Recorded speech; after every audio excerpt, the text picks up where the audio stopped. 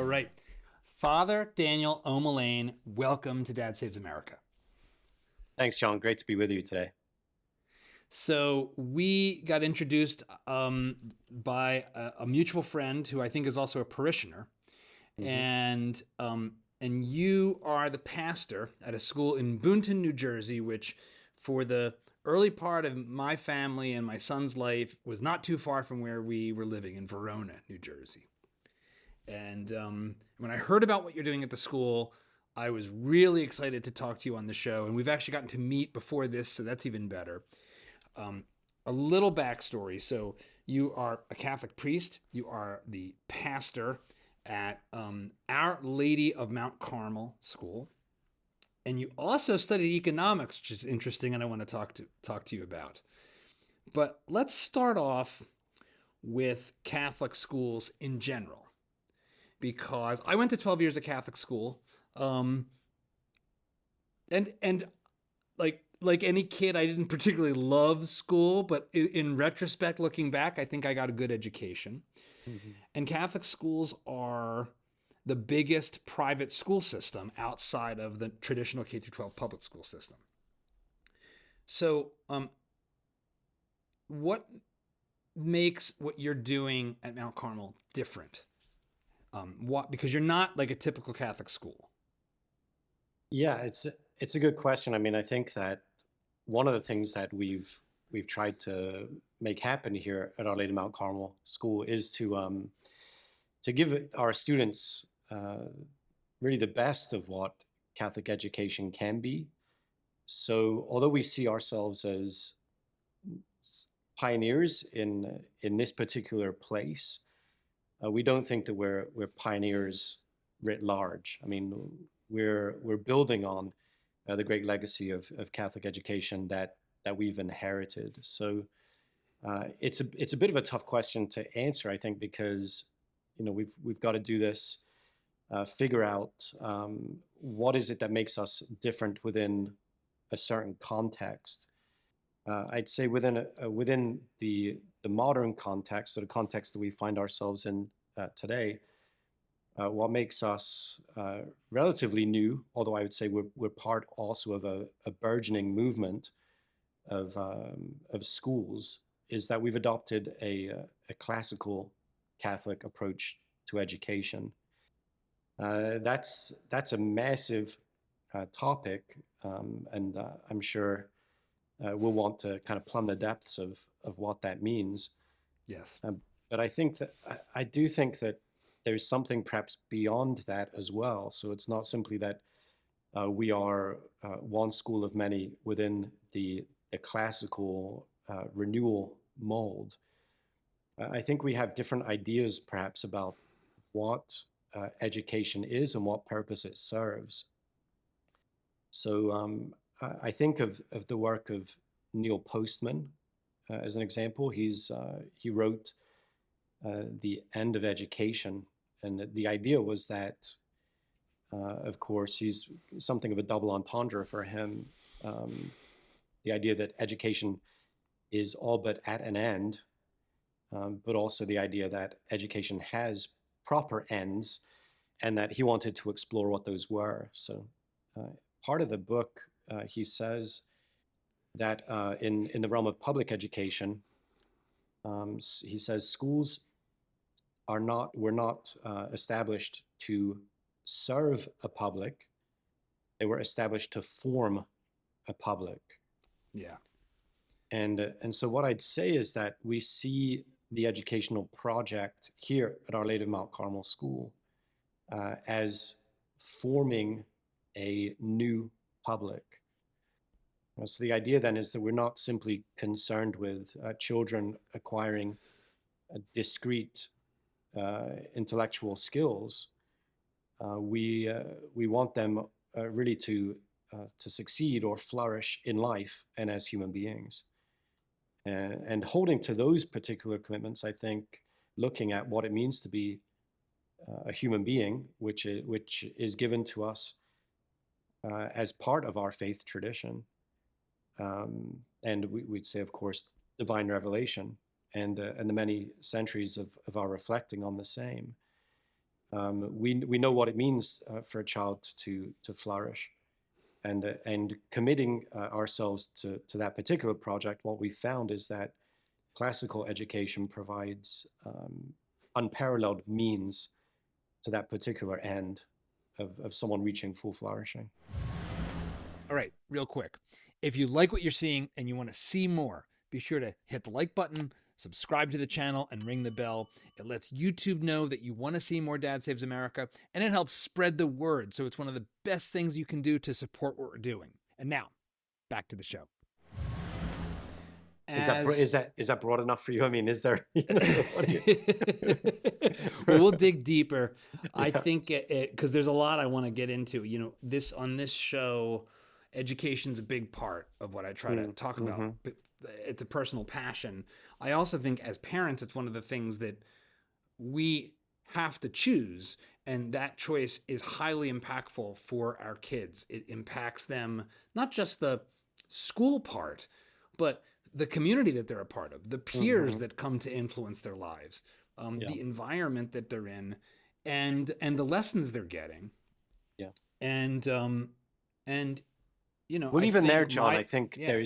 I think there's a real significance to what we're doing and what the church provides as it relates to certain anthropological and even communal and societal commitments. So you're saying the parent gets to choose. Is that something you take for granted? You know, it's I think a lot of parents probably have the experience where not only are they not encouraged to choose for their children, but they're actually dissuaded and perhaps even bullied out of the choice. Well, that's right. Um, I think that if I have a single message, if I could die and say one thing in terms of this show, it's become an active participant in the choices around your kid's education. Mm-hmm. Don't default your way into it. And I kind of accidentally came into this because I was on a default path. Um, and actually, that default path started in Verona, New Jersey at Our Lady of the Lake, which was a very traditional Catholic school, and it was in kindergarten. And so I think maybe a great place to lay the foundation from which we can talk about the classical model you're putting into practice is what has been, how would you describe what has been and probably mostly still is a traditional Catholic education? Mm-hmm. Yeah, I mean, I Even think just in what, practical terms, like what is it like for those who haven't experienced Catholic school? yeah, I mean, I think, well, you know, to some extent, in this country, I speak from a little bit of ignorance, as I don't even have your experience there, John. I wasn't myself educated in Catholic schools. I have served in a number of Catholic schools and seen what the experience has been like for many students. It's very hard to speak for them, but yeah, I think it's kind of like a standard school experience. I mean, so if and I think that most of us probably just assume this if we don't have experience with uh, say different types of education or different types of schools like Waldorf schools or Montessori schools or whatever it may be. I think your typical Catholic school looks a lot like a public school, except that it takes place in a different context, and we can assume that it has something of a different environment. So the trappings are Catholic, and the artifacts, so the things that surround the children are Catholic in a standard or typical Catholic school. Um, and there are certain things of the faith that are engaged in with some frequency. What that frequency is depends on the school. So going to mass, perhaps praying a rosary, Mm-hmm. having a confession heard, um, those kinds of things. I think that's pretty typical in your standard Catholic school. Certainly, Yeah, you have a that's theology class. You have you like the yeah. your sacraments are part of the process.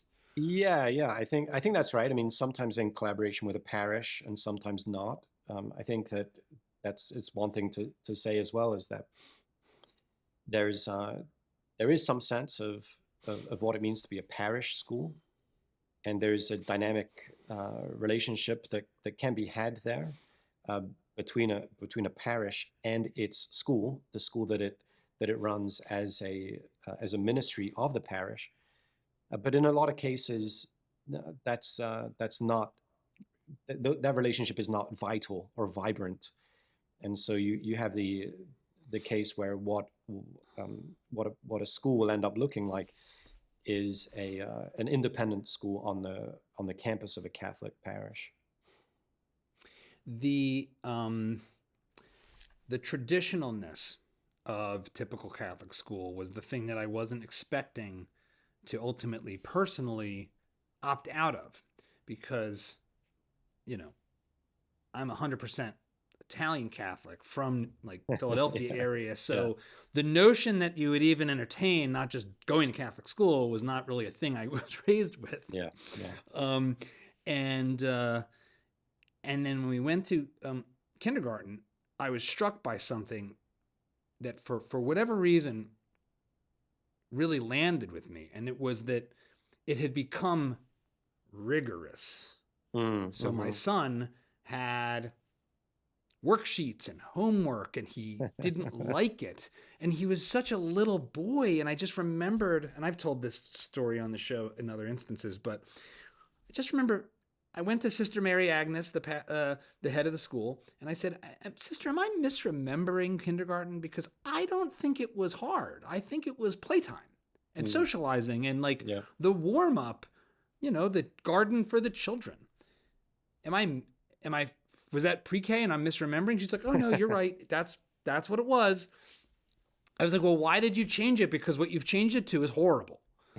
And she, and she said, I don't actually disagree with you, but we are compelled by the parents Mm-hmm. to keep up with the transformations that have happened essentially in the zip code government school, the public schools in the area.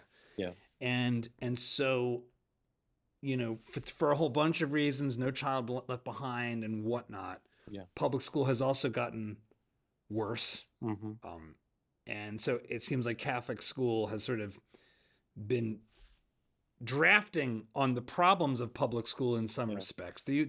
Have you observed that? Do you feel like that tracks with what you're Yeah, I think feeling that's right. has happened? Yeah, no, I think that's right. I think there's some sense actually it's that this that really is not a problem for public schools. That actually is what they're aiming at. And so yeah, if we're drafting off of public schools, then that's what we're aiming at as well. So you might remember some of the sloganeering that came along with renewed state standards and Common Core and the like. And they were something like you'd hear people talk about college and career ready.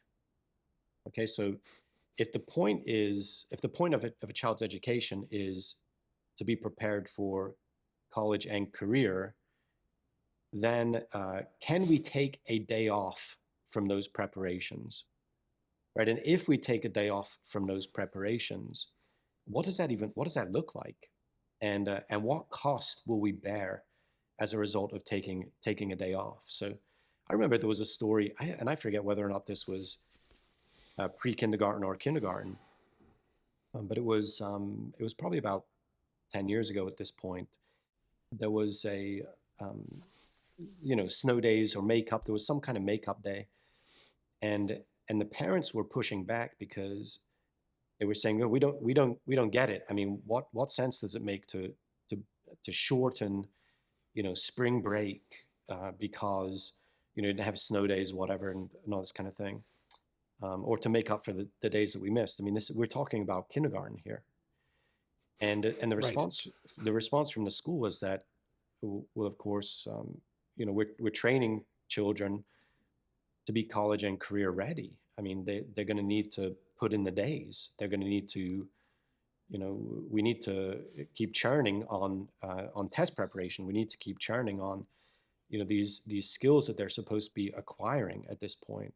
And so I'd say that's actually something of a perfection of the system, right? So when you see, I don't know, I don't know if I'd say like a lot of worksheets really really do a lot to advance a kid, or even to have the kid score better on standardized tests. But when those worksheets start looking very much like the test that they are going to be taking, it's the idea is that scoring higher on tests is what's going to get you into the best college, and getting into the best college is what's going to get you the best career. So we've really got to keep pushing ahead with that as we go, even as the whole thing kind of slips into incoherence.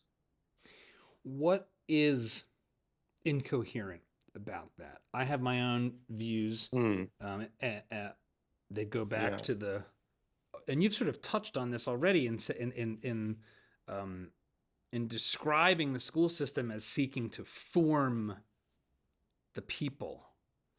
And I yeah, think yeah, that's right. I think that is the intention. I think the Prussian inspirations of the American public school system was about, and there's even quotes from, I think, J.D. Rockefeller talking about how the school system should treat children essentially like clay to be molded. right, What's wrong with that? Why isn't that actually what we want? Why wouldn't we be yeah, happy that the school system has moved towards drill them and kill them and prepare for tests and prepare for the job that you will have 14 years from now, even though yeah, there's no way to predict that, and I'm yeah, already yeah. violating the premise. But what is the problem there? Why isn't that good? Yeah, well, I mean, I think you've kind of hit it there. One is that when you look at colleges, okay, fine, we kind of know what admission standards are. We kind of know what we have to do in order to get in there. But career, and then whether or not even college lines up with career at this point, is a good question. And certainly, any number of um, uh, any number of courses of study in college don't line up easily with career, and you might not want them to. So I mean, I always thought, from my own experience, I always thought, well, I study economics. That's going to be my career, and I'll study theology on the side. That'll be my passion. And even that kind of how do you say, disaggregation or disintegration of my person, perhaps was not going to serve me all that well. Like, this is where I'm going to slave away. This is where I'm going to do the thing that I hate that's going to pay me, and this is then where I'm going to be doing on the side something that I love. Is to what end? To keep me sane? I'm not entirely sure that that would have worked, and I'm somewhat glad that God called me out of that. But yeah, I think looking at what targets we're setting in educational institutions matters, and what goes into forming our imagination for the targets that should be set really matters. So, yeah, the idea that kids are clay, I think is a bit of a mistake to begin with. But we're kind of living in that world right now where Yeah. we at least treat ourselves as clay, and we think that self-determination has no limits. And if we think that it has limits, then we're just antiquated in our ideologies, and so on and so forth. But we believe that there is such a thing as a human being, and so it makes sense to know what a person is, what a human being is, in order to bring that person into full flourishing. And that's really what education ought to be oriented towards. It's not to say that we're going to be able to bring about full flourishing for every student within our care by the time that they've left our care, but it is to say that that is the path that really matters. And to some extent, and perhaps not everybody will like this, chiefly because we're all Americans, but career certainly ought to come second, or be a kind of natural byproduct of someone's flourishing. I Now, I'm not an idealist there, right? So like, I'm not. yeah. I mean, I think like, I'm not even a famed YouTube star or anything like that to kind of to say that, okay, my passion and my entrepreneurism and the rest is what puts food on the table. I mean, I do think that taking on the responsibility of marriage and family life demands that Yeah. you get paid a reasonable wage, and so you ought to be able to do that in your context. But that actually is then part of your flourishing. So part of your formation to that point needs to have been that there are certain things that are of real significance that ought to be part of your life's trajectory. I mean, this I think in the classical realm we might say something like, when we're forming students for lives of purpose, really the high goal for us, or the mark of high achievement, is that the student loves the right things in the right order. So the person loves the Hmm. right things in the right order. That's very much a classical tenet. And if you love the right things in the right order, then I think that you can do any number of things out of love for God. You can do any number of things out of love for your wife or for your children.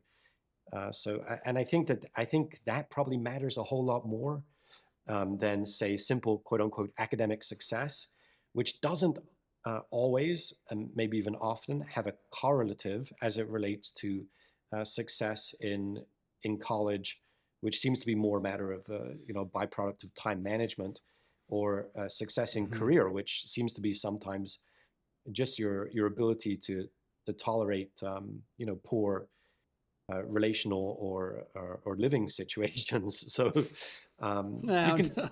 That's a great picture you're painting there, Father. But Well, you I see, think that's the what, thing is, like, when you look yeah, at, I mean, I do think that schools are being somewhat consistent, and maybe we could go back and look at all the different measures that were taken during COVID to try to get kids back in the classroom. And it was quite shocking at a point to see that kids were essentially sitting in cubicles. I thought, well, there you go. that's it. That's It's the that's full your career realization. preparation. And I think now, right, because we're all in, not we, of course, but because I think as a country, or perhaps just say the prevailing economic model is the acquisition of discrete skills, then more and more a child should be sitting at a laptop because he needs to have his own course of study. And of course, not every child can have his own teacher. So in order to differentiate instruction to the limit, every child just has to be online all day. Now The it doesn't work in terms of what we're talking about. When I say something like the formation of a public. So rather than serving a public, it's the formation of a public, or here the formation of society. What I'm talking about is our ability to live in relationship with each other, and I think that really matters. And I think that the virtues or the perfections, whether they be moral or intellectual or otherwise, that we form in society and for society, uh, put us on the path of living the good life that we otherwise say would not. Certainly, if we're all sitting at our own desks on our own computers. You've articulated something that I think is a great anchor point for our conversation, because um, I've taken my son through many of the pedagogies. So when we came to Austin, we actually put him in a Waldorf school, Mm-hmm. primarily because they were starting off slower. So it was in direct reaction to the needless, too early rigor that he Yeah. was getting at the Lake, and would have gotten at other schools like it. And we've been Montessori, and he spent most of his time subsequently in more self-directed Yeah. modes. But for multiple reasons, what you've described, which is to love the right things in the right order, there that is a prescription.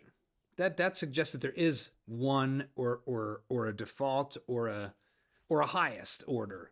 And as a Catholic priest, as in a Catholic school, the Catholic Church has a vision for this. And I actually, in later in our conversation, I want to talk more broadly just about Catholicism. But um, what does that mean?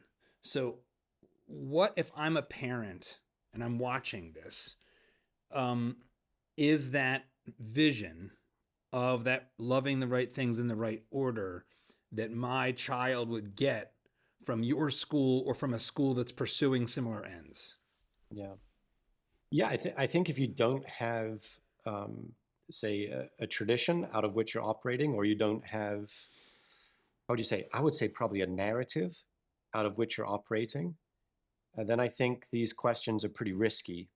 I mean, I think they should be asked and they should be answered. So perhaps one of the good things we're doing for parents here is to arm them with the right questions, and to see whether or not their school's potential administrators or teachers are able to answer these kinds of questions. I would expect that these questions can be answered by almost anyone, and I think that parents probably do want to know these things. I mean, when I say, what is most lovable, say we want to love what is most lovable, I think, again, in the classical tradition, I'm probably pointing towards the things of truth and goodness and beauty. So we would call those transcendentals. In our narrative, in the Catholic or Christian narrative, truth and goodness and beauty are attributes of God, and they are also, say, they are qualities of being. So for something to exist, or to exist well, to have the fullness of being, it would be true and good and beautiful. I mean, I don't want to get too. I don't want to say push my boat out too far in that discussion, unless you really want to have it. But I think that, Yeah, in I kind of do actually, no, Father. I know, I do as well. It's just, we, no matter how much time we give to it, we're going to have limited time. So, Yeah, no, fair um, enough. We so won't be able to in this one sitting summarize all of Aristotelian yeah, through yeah, Aquinas and the like, yeah, but yeah, yeah, I think the Cliff Notes version is worthwhile because I think yeah, for some people they are not encountering this mode of thinking, yeah. and So so getting an on ramp into it I think is really important for parents and for yeah, families to hear. yeah. So I mean, what I'm doing is I want to gesture in that direction, and because I think that's easy enough at hand for people to be able to reflect on it just a little bit. So I, th- what I would say is this, again, going back to actually Neil Postman's work, where he's speaking about the end of education, when he's talking about actually animating or organizing principles in education, he says that schools have to have gods. And what he means when he says God, and he talks about it in the work itself, Mhm. is he means a coherent narrative. So, I mean, think about the big questions, like why are we here, or why does anything at all exist? Like Yeah, that kind of level of question, and then ask whether or not we have a narrative that, in some manner, helps us to live against the backdrop of those kinds of questions. So, the question of, say, something like, is life meaningful, or is it not?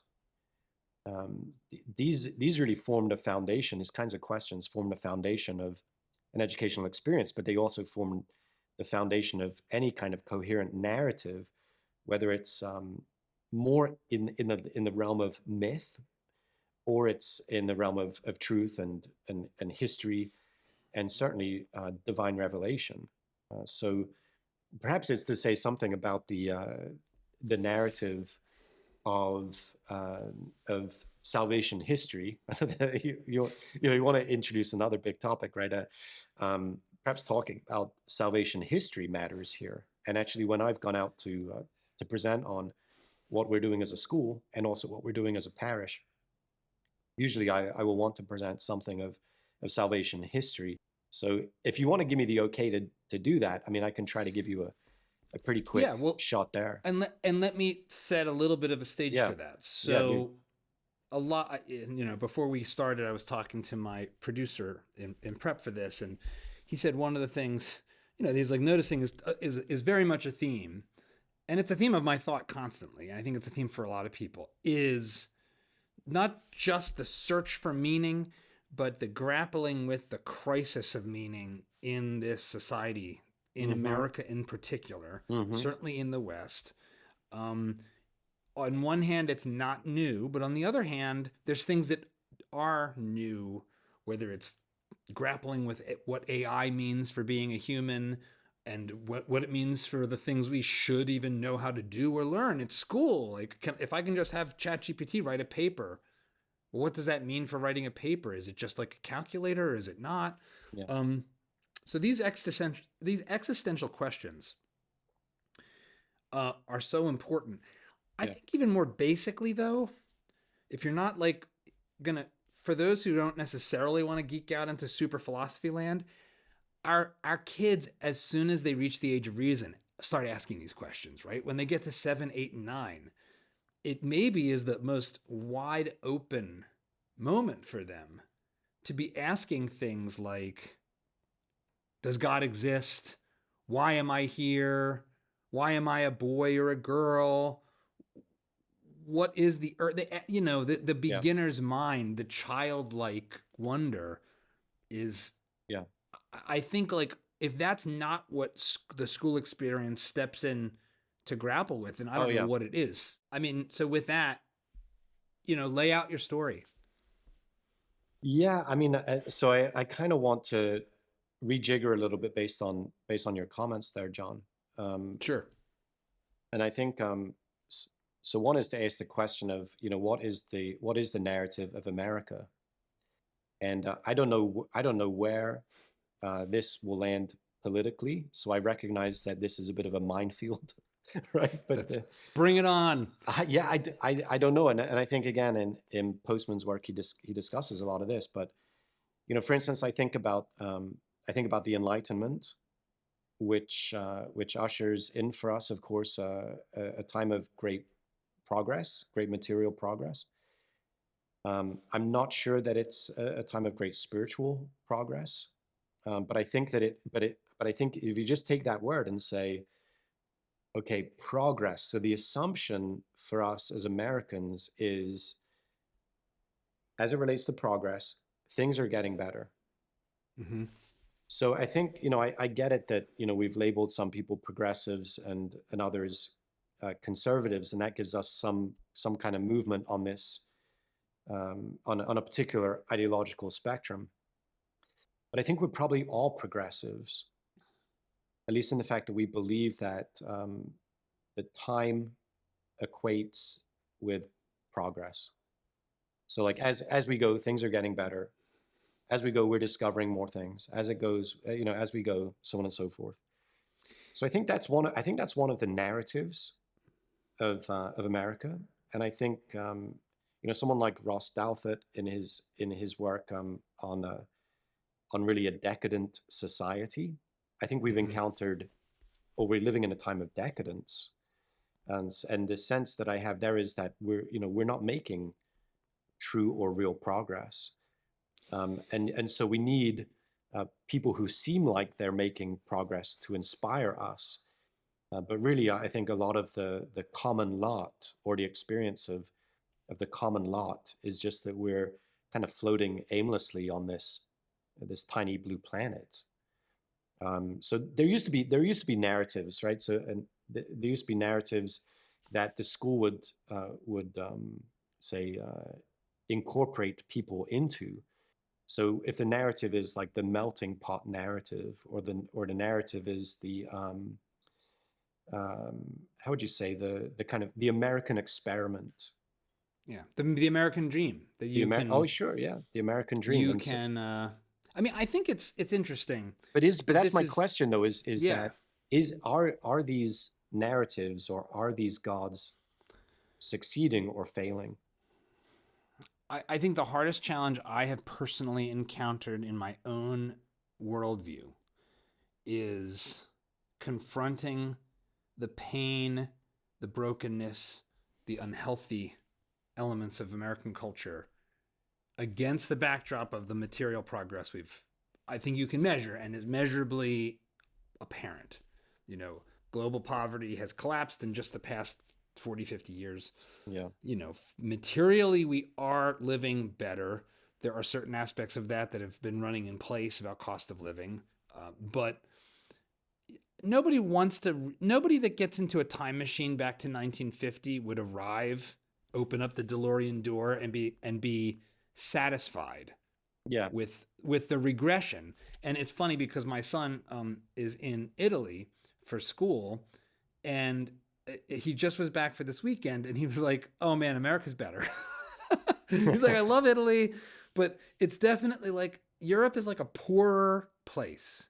So I actually hope he gets past that. But most Americans don't even realize the extent to which, median standard of living in Europe is like Mississippi. It's not like America. Like we are a decadent, wealthy country, and we have lived, all of us, through this time of so much acceleration. Like the curve, Mm-hmm. or maybe Mm-hmm. it should be like this. It should be like the curve is like this, up and to the right. Um, Well, I and think yet that, here we are miserable. And I think well, I yeah. think the level of misery suggests that that's not enough of a story. That's not enough of a narrative to hold on Yes. to.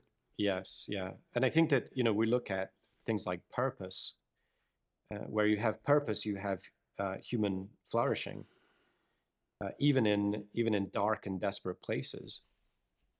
But it just seems as though, and that's kind of my comment on decadence, is it doesn't seem like we're actually going anywhere, right? It doesn't seem as though life has a purpose.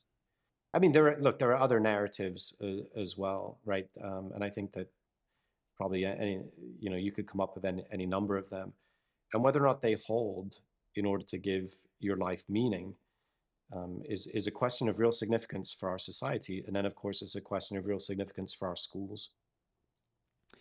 I think it would be great to lay out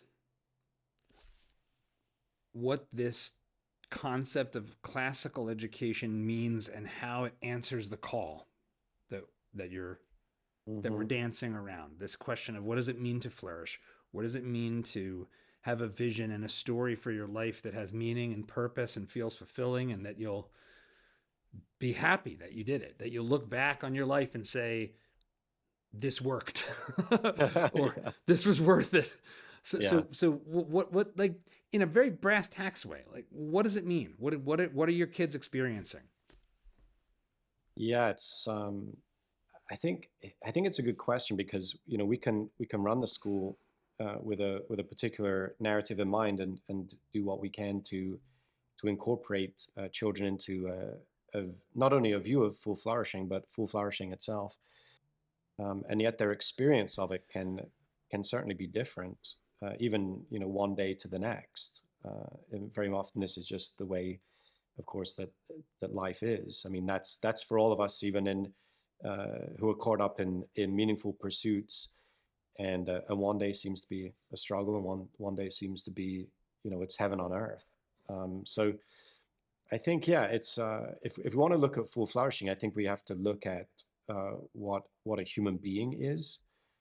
So I mean, I take my cues there from Revelation. I take my cues there from the scriptures, from Genesis in particular. And I don't, you can stop me if you want. I mean, I can, because I'll go Keep on. going. Yeah, okay, I'll Yes. I'll go on all day, but just whenever you want, just let me know. Um, where I look at God's creation of the world, as we know, we look at that, say that this story of 7 days, um, and we're looking at God's creation of a spiritual realm and spiritual creatures, and we're looking at His creation of the a material realm and say material beings, and what comes last is man, the creation of man and woman. So we look at it. God is saying, He creates a day by day, and He says it is good. And then we see this creation of man and woman, and He says it is very good. And what is very good about man is that he stands at the intersection of the material and spiritual realms, and he brings them into harmony. He brings them into say one into effect in the other. So how would I say this? It's, if we take the spiritual realm and spiritual beings to be, say, column A, and we take the material realm to be column B, and we see then in man that he is both, say, material and spiritual. But he's not simply some from column A and some from column B. He is the creature, say, made in the image and likeness of God. This is what it means for him to be made in the image and likeness of God. That he is the one creature capable of bringing earth to heaven, right? The material world to the spiritual, and heaven to earth. The spiritual can be made flesh in and through man or human beings. So this is kind of like that first little snapshot of what it means to be a human being that we then have to be faithful to as we look towards, say, charting a course for man's full flourishing. So what does spending time on those concepts, which can feel very abstract when you're really grappling with them, like how does that enter into the experience for the kids? How does that start to be like how do I work with that? What does that mean? Yeah. You Yeah, know? good questions. I mean, we're going from 30,000 feet there Yeah, I like to to connect the right on the two. ground. Because it's like that's one of the things that I think Yeah, um, the best in teachers and do is they create yeah, this bridge from a very practical thing where I master something. I get a sense that I get to like have doors open in my mind, and those doors open to the heavens. They open to yeah, big things and giant rooms filled with more doors to explore. So yeah, what does like the dual nature of man as you're describing and as is yeah, laid out in the Bible, where does that set our kids off? yeah. Yeah, so I think, and you're saying it right there. I think the dual nature of man has two ends in terms of the perfection of his being. One of them is ordered towards the glory of God, right? To give glory to God, and the other is to bring flourishing to creation as God's good and wise stewards. So the idea really is, and I want to take it down in steps. I mean, again, feel free to try to redirect me. I'm, I'm quite, I'm quite resistant to it, but you know that already. Um, Yes. yeah, I would say man is of his nature a priest and a king, and I'm just saying that in order to give me a couple of flags to plant so that I can keep coming back to that. So as a priest, this is everybody, by the way. Um, Everybody brings earth to heaven. So what does it mean? It means that we all live lives of devotion or worship. Some of my favorite authors at present speak about man as homo liturgicus. So man is a worshiping being, and one of them, this Dr. Kavanaugh, presents man as a liturgical being, as a worshiping being. He says, as human beings, we all worship, and we all worship poorly. Hmm. Okay, so what it means to be a worshiping animal is that we make something, we choose something to be our number one priority. So this is again the ordering of loves. Okay, so as a priest, I mean, what do we want to say? We're going to take the stuff of our life and we're going to turn it over to a particular god. So let me give an example. Some of our cultural gods, Aphrodite. Okay, so everything is about, say, romantic, um, say the romantic relationship, where everything is ordered towards, say, sexual expression, or sexual fulfillment, perhaps is a better way to say it, well, then we will give everything in our life for that. That's an act. That's an act of worship.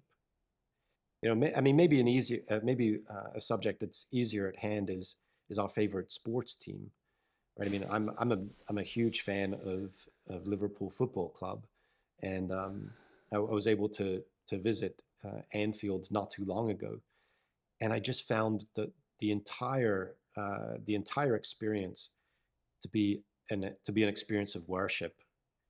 And of course I thought, for one, I hope my love of God, reaches at least as high as my love of Liverpool. It's like, does that happen? Does it not happen? Do we have, certain loves competing for our allegiance, certain gods competing for our allegiance? And what does that mean? Anyway, another cultural idol for us is mammon. And I would say that as Americans, mammon is our God. Mammon is our God. And if you look at the way that we've ordered our society, and even the way that we go about educating children, we've made mammon the point of primary importance.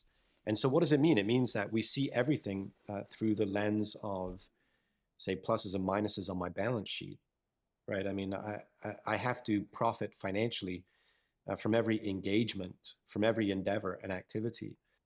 And I try to avoid those activities that would lead to a decrease in my own personal funds or available funds. So the idea is that by worshiping mammon as a priest of mammon, then I would also serve mammon as a king of mammon. So the rule of the world, or my governing principles, will be determined by that thing that I love most or find most worthy of my attention, my energy, my resources, and the like. So we can Yeah, I mean, I do think that. the simplest way to think about what you're describing is, it is our priorities, is sort of Hmm. our what drives you when you get up in the morning. What's your motivation? Like, Yes. as a character in the story of life, what's your motivation? Yes. What is it that you're striving for? Yes. That's what I'm hearing you say. And Yeah. I think what's funny is we are a very, materially oriented, materialist society. Some of that's good and necessary because we have to live and we want to live well. Um, but it is funny that it turns out that there's very much diminishing marginal utility in that pursuit. Yeah. Yeah. And we see this time and again, um, that pursuing wealth for its own end, pursuing fame certainly for its Yeah. own end, pursuing status and position for its own end, people achieve it, and then they have the crisis of, well, I got the thing, and now what? Yeah. And that crisis is often quite profound. And another educational entrepreneur that is a good friend of mine and that I've interviewed on the show, Jeff Sandifer, talked about how you have this path that you laid out, right? Oh, Yeah. we have to repeat the snow days in kindergarten, because otherwise our kids might not get into a brand name university and end up at McKinsey or Harvard, Yeah. or Yeah. or McKinsey or Goldman Sachs, let's say. Right. And it turns out that the people that pursue that path, and there's nothing wrong per se with being at Goldman or McKinsey, but for a lot of people, if that isn't what they're truly passionate about, Hmm. they don't stay there very long. They burn out, and then they have the crisis. Well, what am I supposed to do now? I spent 25 years of my life doing this path, and why am I miserable? Why is Yeah. my marriage falling apart? Um, Well, that's yeah. I big mean, stuff to grapple with. yeah, and I think it might be because you serve the wrong gods. I mean, it's because you have the wrong set of priorities. So, I mean, it probably should get to the, what it looks like to serve the true and living God, right? Or to be a priest of the true and living God. It's we would offer that the perfection of man and in fact the revelation of the full glory of God is the crucified Christ. He's giving himself that Good Friday totally to God, totally to his Father, and he's doing so for the good of the world. And I think that act of say how would I say he is the high priest, the eternal high priest, um, and he is the great and unexpected King. He gets to shows us what it means to be human in the fullest sense. So it's that life dedicated to the glory of God and serving Him, and we would say Him alone, just as a matter of trying to stress the fact that it's the God is the priority, and that we're not, say, serving God for some other purpose. But I think it's terribly difficult, right, John? Because as soon as you said before, we know that um, there's not a whole lot of value, as it were, and people experience this in wealth accumulation, and yet even as you said that, there's diminishing returns on wealth acquisition. I thought to myself, yeah, but I mean, let's at least try, like Yeah, sure. I haven't won the lottery. Like I don't yet have in my possession $500 million. So I don't know, whether or not I'm going to be happy then. And the world certainly would like me to believe that happiness is on that end of the rainbow. Well, I think that having met over the past, let's say, 15 years since I left Spike and started doing this work with Emergent Order and now with Dad Saves America, I've had the privilege of getting to meet a lot of entrepreneurs, some of whom are wealthy, very wealthy, some of whom are billionaires. I actually have met several billionaires. And what has struck me, and it's actually kind of obvious in a certain sense, is that the people who get to that level are often, you get to a level where money is not an issue anymore, Hmm. way quicker than people think. And so Hmm. then we obsess in our culture about, like, take Elon Musk. As I understand it, his life is almost miserable in terms of how much he works and the physicality of it. He has more money than he will ever need. Yeah. But it's clear that him, and I know this for a fact, most people in that situation aren't motivated by money. They're motivated Right. by some vision of a thing they want to accomplish and build or do or see come to life. And it's and there's nothing wrong with that. Like, I mean, Hmm. I think that that's good. Isn't that good? Yeah, I think it is. I mean, I think that we have God-given purpose, and I think that it could look like anything for any number of people. I think that my the narrative that we would offer is in that space of worshiping God and serving Him, is really that we want to see the advancing of His kingdom, and His kingdom is a kingdom of truth and of justice, of peace, of love, of charity. And I think that is a much more robust understanding of what human flourishing is than to look at the growth of someone's bank account. And I think you're right about the way that people seem to move beyond. They can move beyond, say, the confines of wealth acquisition. But I do think that it's a dominant narrative in our culture Mm-hmm. because that's the way we've organized our culture. Yes.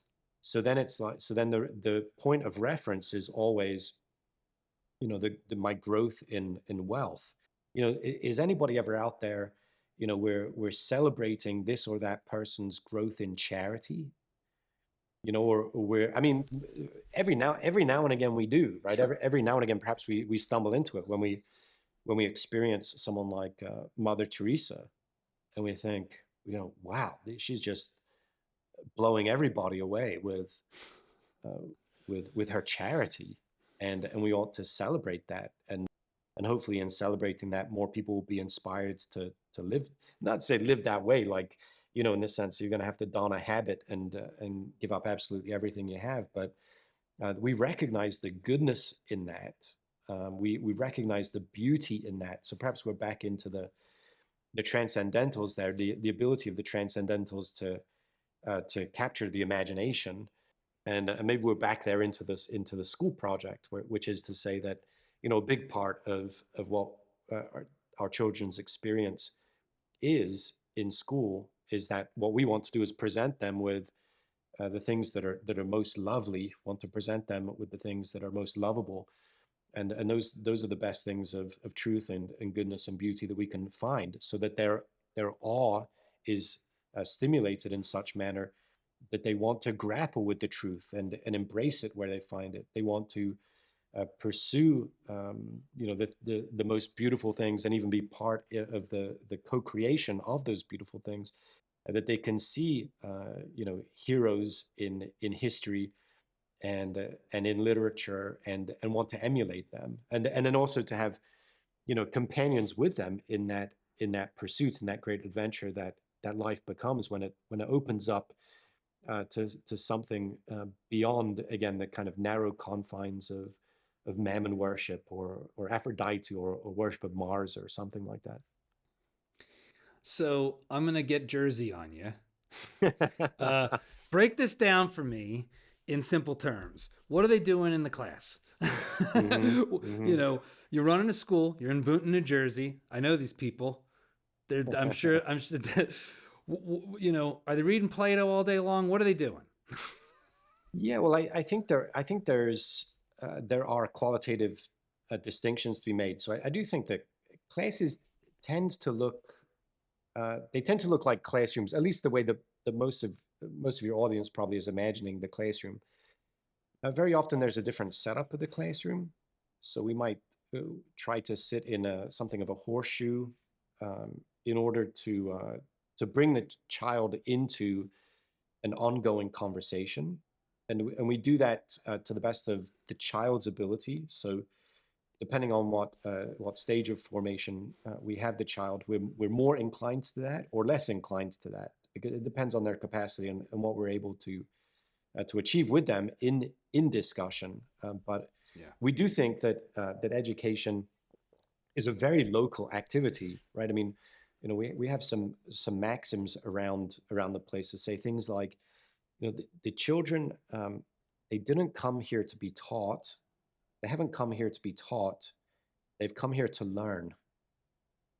Hmm. Yeah, and What and does that sometimes, mean? What's the distinction? yeah, well, sometimes those activities coincide, and sometimes they don't. So sometimes the teacher gets to say something insightful that's readily received and embraced, but very often that the child has to form, say, his own understanding of the particular reality that's being presented, and has to offer that in order for that, namely the child's imagination and the child's, say, habit of thought, of mind, can be formed by someone who's a mentor in that particular area. So yeah, I think that we probably take the most qualitative uh, difference, I would say, is that we probably want to show rather than tell.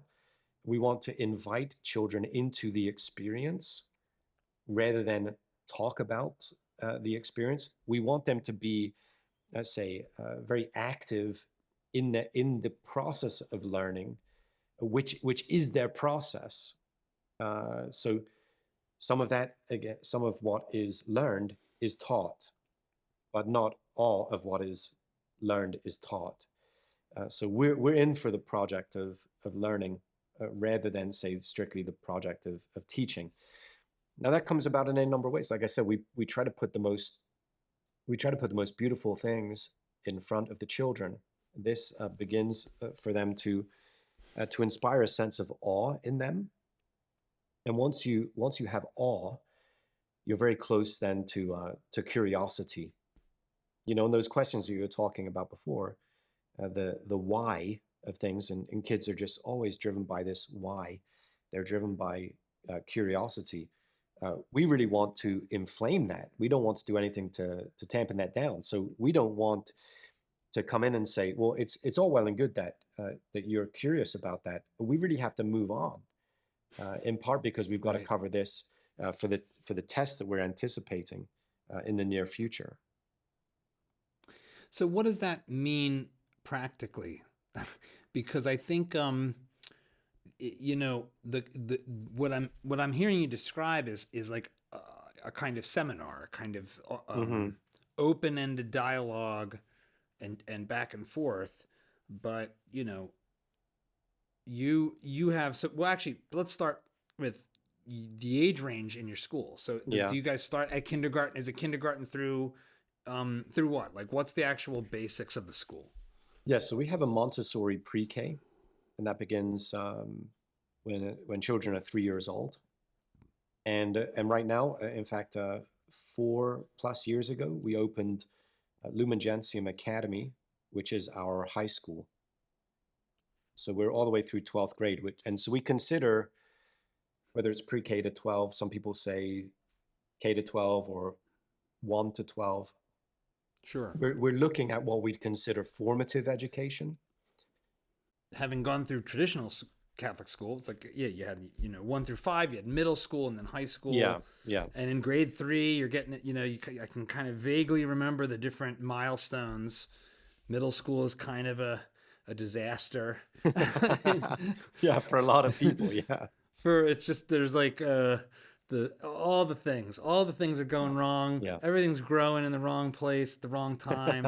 It's very uncomfortable, and then you get into high school and your identity is a disaster, is another level of disaster in different ways. But at the most simple level, I'm living in Boonton, New Jersey. yeah, I want my kid to be able to read, write, do yeah, arithmetic, figure out what he or she wants to do next, maybe go to college, maybe not. What's it going to be like? What's the entry point? What's the give me the flyover? Not in abstract terms, but yeah, in like the most practical terms you can. yeah, yeah. So I think that we care very much about the acquisition of skills that children need to have to live fruitful and happy lives. And I think that there is some correlation there between the skills that children will acquire at a say any kind of standard school, Catholic, public, charter, whatever it may be, and what the children are say gleaning from their experience here. I think that there are any number of qualitative differences, right? I mean, this is again, say a classical education primer is the focus on what have been called stages of learning.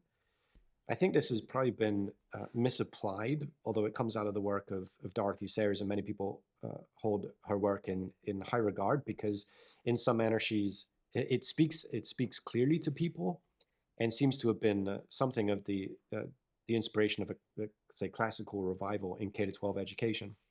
But she'll talk about the grammar, the logic, and the rhetoric stage as though they were, say, peculiar to certain age groups.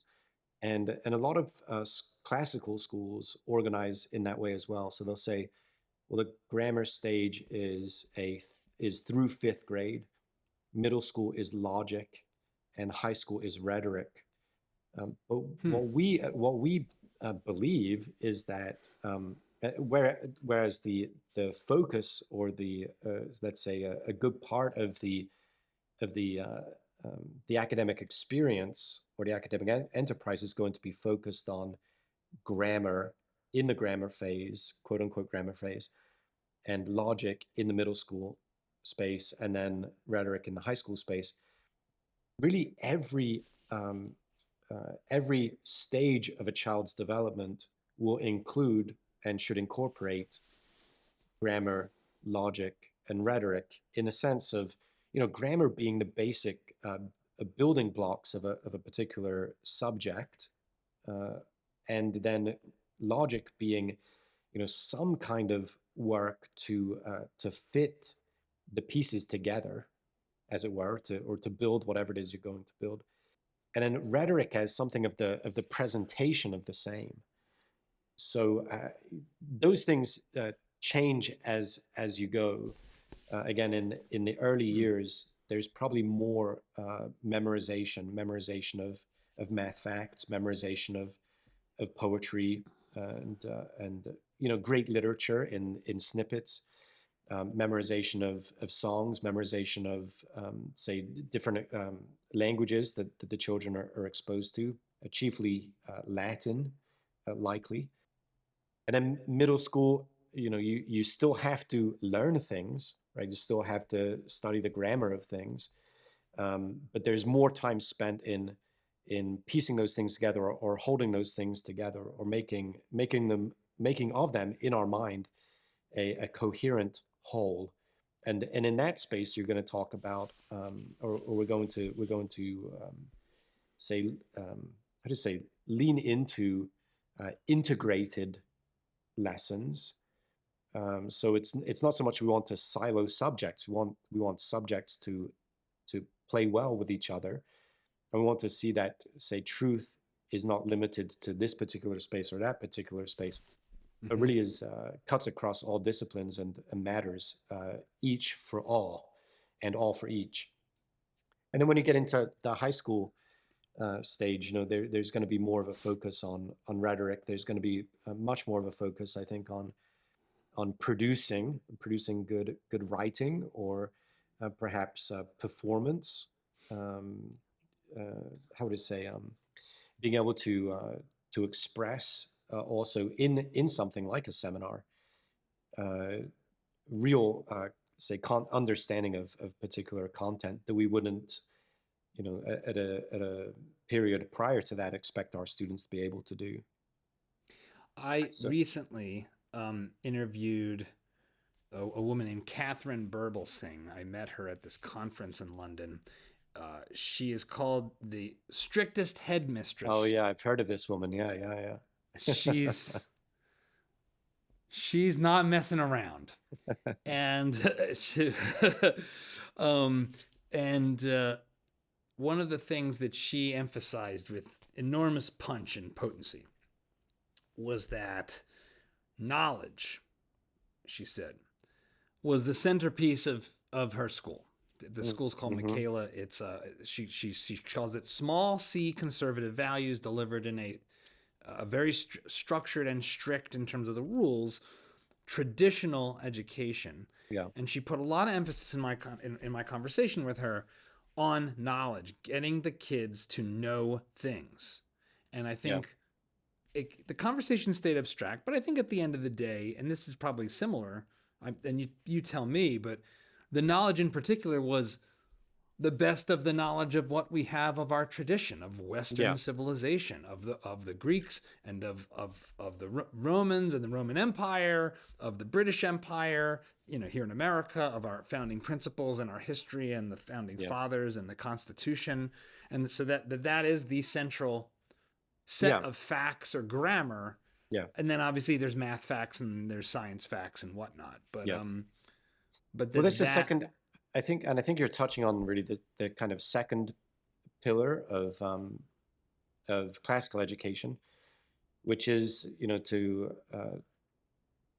how to say, to offer as content, or to invite the children to explore as content the very best of what has been thought and written down, or perhaps the very best of what's been thought and recorded, and that matters. Yeah, of course. I think you want to be putting in front of children, the pinnacle achievements of civilization, and for us, of course, Western civilization. I mean, that's the context that we work in. It it doesn't really make sense to be too shy about that.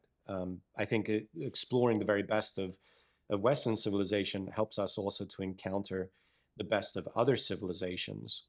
So I don't think that I don't think that's a too kind of Western take on education, or even a limiting take on education.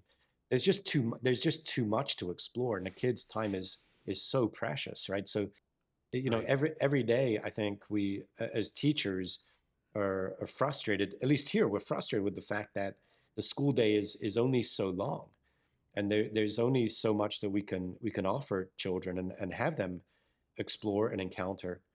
We want there to be more, and so when you're operating with constraints like time and the short span of a child's childhood, you really want to prioritize putting the very best things in front of him.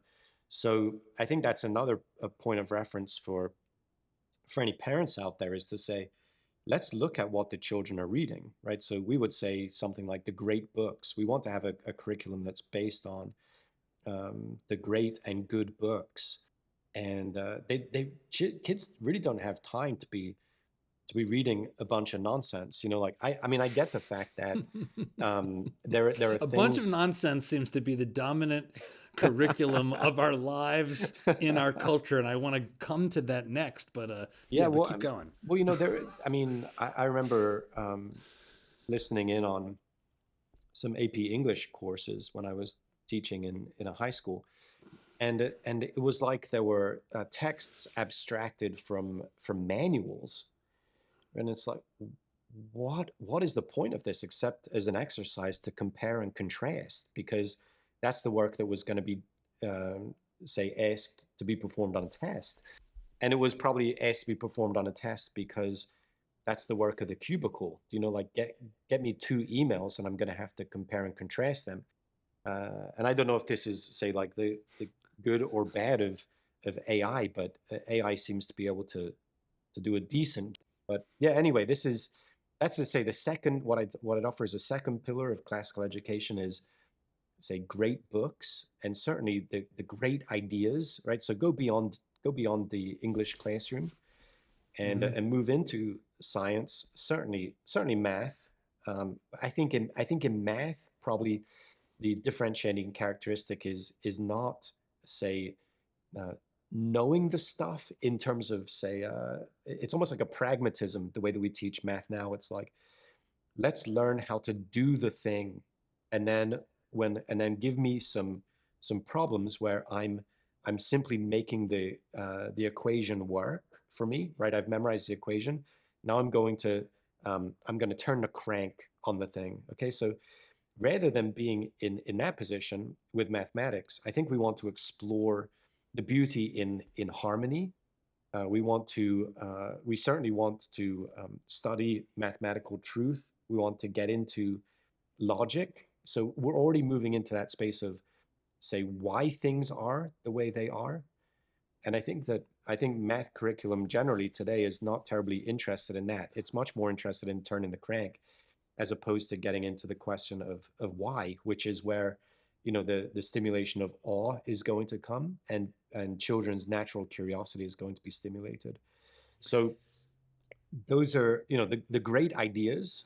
Given that we have very limited time, we want to encounter the greatest things that have ever been thought and written down, and that's across subjects. And then the other is another pillar. I don't know if it's the final pillar, but it's certainly a third, is the focus on what is called virtue formation. So it's very interesting. You were talking before about this. I suppose she's a headmistress at this school. I know Yes. she's gotten a lot of good press for being strict. My sense of things is this, that we certainly need to have in the school order that conduces to the activity or the activities that we're taking on. And trust me, I know how significant this is. We've been busy, very very busy at work here this year on things like uniform and proper comportment as we're making our way between classes, and we're asking questions about what does leisure look like? How do we how do we embrace it and live it well? And this is all like just making our way, say, through the school day. So order really matters, but it also ought to conduce to our, one of our, say, explicit shared goals. So the activity of the classroom is terribly significant, and some of that is about, of course, the learning of discrete skills and being habituated to a life of scholarship, even though that sounds a bit highfalutin, I think. But then the other is to say virtue, and what do we need? What are the conditions that we need in order to help children grow into lives of virtue? And here we look. I think we want to look beyond behavior. So as to say, it's not virtue is not simply a child or an adult. Yeah, we've kind of given up on virtue for adults, I guess. But virtue is not That's an understatement. yeah, yeah, yeah. I want to go too far celebrating vice. It's but yeah, it's simply a child doing the right thing at the right time. That is not virtue, right? That's behavior. Virtue is going to be a matter of a child doing the right thing at the right time for the right reason, and probably with the right motivation, right? So some of that again is matters as it relates to the integration into a particular narrative. So why do we do what we do? And I think in that space, you often have to have room for children to misbehave so that they can reveal where they are in such manner that we're able to help them cultivate virtuous living. But I bring it up because this is a pillar or a hallmark of a classical education. Usually people are going to go with, say, like the traditional virtues. They're going to talk about prudence and justice and temperance, courage. But I think that we probably want also in a Catholic or Christian setting to be looking at virtue as, say, perfection of human character. And there, say, I mean, even at Mass recently, we've had the reading of the 5th chapter of Galatians. We talk about the works of the flesh and the fruit of the Spirit. So really if we want to talk about perfection, I think the fruit of the Spirit, or the fruit of living a Spirit-led life, love, joy, peace, patience, kindness, gentleness, generosity, faithfulness, self-control. This is what we're looking to cultivate in children. So, but anyway, that's another classical mainstay, as it were. So it's another thing to be looking at, I think, in your evaluation or assessment of a school that considers itself classical. So, what has been? You've worked in non-classical schools. You are.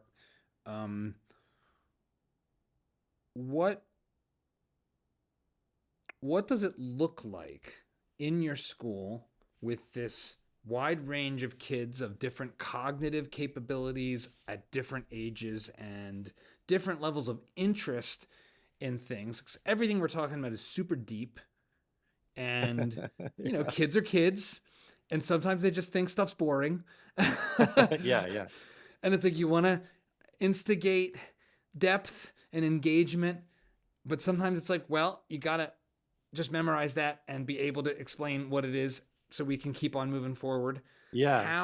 How do you, what does this mean for these young Yeah, so creatures to encounter this stuff, and then for your teachers to know that they're succeeding and that they're moving through it? yeah, I mean, the tough thing is you're asking questions of narrative again.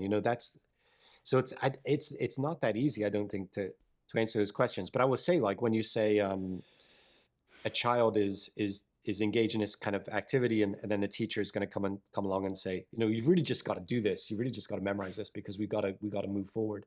What I'd say is that I would hope really never to hear that in a classroom here. I mean, that's all we hear in normal school all the time. Because you're plugged, yeah, because you're plugged into a different narrative.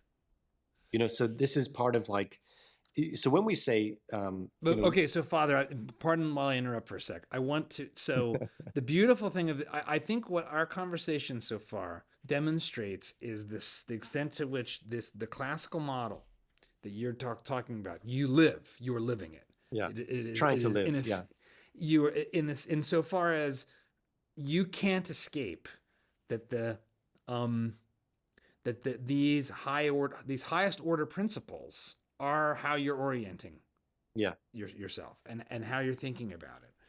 And I think and I'm inclined towards this kind of thing and this kind of thought. yeah, And so what I have and I can get sucked into a rabbit hole with it. And so what I want to push on is um it is at one level what you're saying sounds like the platitudes we all hear and tell ourselves about what school is supposed to do and what being educated is supposed to be, right? Like we all want our kids to know things about history and be articulate and be critical thinkers and etc. And so you hear what you're describing and one could hear it and say, well, isn't that what all of school is supposed to be doing, and be good and be knowledgeable and be capable and and become an adult? But in the brass tacks of it, school, as most people experience it in America, looks and feels like a structure that has never heard of such things. yeah. Where Sure, sure, sure, sure. you've got your classes, you've got your Well, the tests. school buildings look like prisons. I mean, it's, you know, Yes, and they're built by the same union labor, and so you have well, they're very this, efficient. in a certain sense, you could say, I guess. um, and so you have this thing where we have these high-minded things we all kind of sort of hear. We have a middle ground of practical. Look, I just want you to be able to read and get a job, and then you've got this classroom experience that bears no resemblance to the job really, actually, or to the virtues and the exploration. That all sounds like the stuff that, oh, you go to college and just you discover yourself and you have a great philosophy teacher, and that's when you start to like talk Yeah. about Plato. And I remember reading Plato in English class or something, and then we moved on. I don't remember. Didn't we read the Odyssey? I don't remember. So I'm reading being the very Odyssey again now, so you know that's shocking. So, but I'm being myself here because I think that the you are running the school and you have this group of kids. yeah, And I know, I know like one of the things that's great about Catholic school, and pardon me as I go off for a little bit and then I'll stop and shut up, is that Catholic schools, for people who aren't familiar, because I know we're not a majority Catholic country in America, Catholic schools, broadly speaking, situate themselves in places where they can serve a very wide range of students. They're not typically like the school you go to find all the rich kids. yeah, Like my school, especially my high school, was a couple blocks from the prison in downtown Allentown, Pennsylvania. Almost a third of the student body were Puerto Rican, which, correlated with, working and lower class in the urban core of Allentown. Um, those are the facts. And so it wasn't like a prim, rich kid private school. yeah, It was a relatively affordable school that intentionally made sure that it was serving the underserved in the community. And that is like a hallmark of Catholic education, yeah, which means you get this wide range of kids. And so you're talking about all this high-minded stuff, and you've got this wide range of kids. yeah. And where does what's the hardest part about what you're trying to do with your kids? Let's go there. Give me like what's hard? What is like, gosh, how do we get this to work? How do we get these kids to connect with this? Where is it like really the hardest part? Is there a hard part? Is it not hard? Does there have to be? No, well, I mean, I mean, when I think of that, and this isn't the right answer probably, but this sense of kids continue to do silly things, and it doesn't matter, where you are and what it is you're trying to do, but kids just always have a knack for, exploiting your weaknesses. So I mean, that's a bit of a challenge. I don't know. I mean, I think that I'd say that there are challenges as they relate to the way that children have been formed by our culture. Let's say the the fact that many of them have a supercomputer in their pocket is a bit of a Yeah. challenge. Do you But you take know them that, away? Do you let them yeah. keep them in their pocket? Oh no, of course not. Of course not. I mean, you cannot be a school and allow your children to have personal electronic devices. It doesn't conduce to the goal, right? And no matter probably even no matter what your goal is, unless your goal is to make relatively mindless human beings, it's just not a good idea. So no, our kids from pre-K to 12 are not allowed to have their phones on them during the day. It would be a real barrier to doing the kind of deep work that we want to do. But it doesn't mean that they're not influenced by that. And also Yeah. doesn't mean that they and their parents are not influenced by a culture of ready availability of everything, of to some extent entitlement. Right, everybody's entitled to whatever it is they're getting. Um, I'd say a lack of gratitude generally in the culture. So I mean, our kids live in the world. It's and there's no desire for them to not live in the world, but really we want them to be operating by, say, different animating principles than the people around them. We want them to have different. We'd hope to allow them to see that there's something better for them in the realm of acting for the good of someone else than seeking my own selfish interest all the time. What what are you proudest of about the school as it pertains to your student body? Hmm. How where have you seen what your mission is and what you're trying to do really come into fruition with your students, such that you're like, my gosh, we're actually doing this thing. Yeah, I think there are a couple of things. I mean, I think one is that our children seem to have a childhood, Hmm. and so I, Tell me I more about that. I want to hear more about that. yeah, I mean, I think that there's some say preservation of what might look like simple naivete to some people, but is in fact, say, more of an innocence. There's something of the uh, there, we tend to the heart well, and so um, we don't expect the classroom to be a place that shatters dreams. We want it to be a place that inspires dreams, right? So we don't think that our pursuit of truth lends itself to demystifying everything. We think that our pursuit of truth is itself perhaps conduces to more mystical experience of the world. Um, I think children here are able to hold their hearts open to God in ways that seem very difficult in any number of other schools. Again, other Catholic schools or other public schools. The surveys seem to show that children lose their faith when they're about 10. Maybe it's 8 years old to 10 or 12 years old, and very often that happens in a science classroom. And Hmm. uh, and I think that's absurd and it's sad, right? I mean, I've encountered any number of people who say, well, what does a church think about the Big Bang Theory?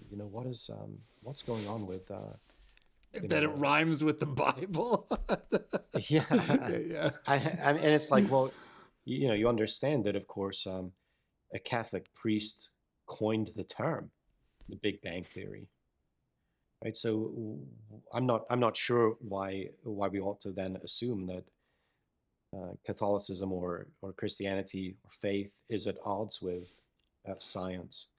I think that requires a lot of work to get into that space, and I don't think we need to do it or should even try to do it today. No, no. But You know, I mean, all I'll say to that end on my own side, and this, I'm pushing 50. I was always struck by that claim eh, hmm with bafflement personally, because I went to Catholic school hmm and I had great science teachers. I loved science and math. It was that, like, at no point were they in conflict, other than if you want to reduce yeah, the relatively limited understanding we have of this world to some mathematical line back yeah, to back to nowhere. Like yeah, it's yes, if you want to adopt the religion of atheism and say no, everything's evolution, period, full stop, it's just a math equation, yeah, that's a religious position that actually yes, has nothing to do with science. It's just that you're in religion territory now. So yeah. I never really take that science versus religion thing especially seriously. And I don't know if that just makes me like a weirdo that I don't even find it that interesting. It just doesn't seem that interesting. Like these two things obviously coexist perfectly happily. It isn't it. Yeah, that's right. It is not interesting. I don't. Well, I mean, it is. It is terribly interesting in its own way, but it's. I don't think it's interesting on the level that we're talking about right now. Um, but I think the problem still exists, which is that Mm-hmm.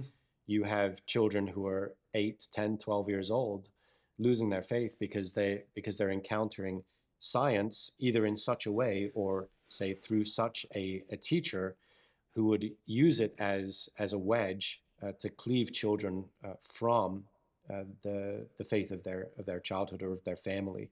So but I'm not sure how significant a problem that is, and I could be say talked into one position or another on it.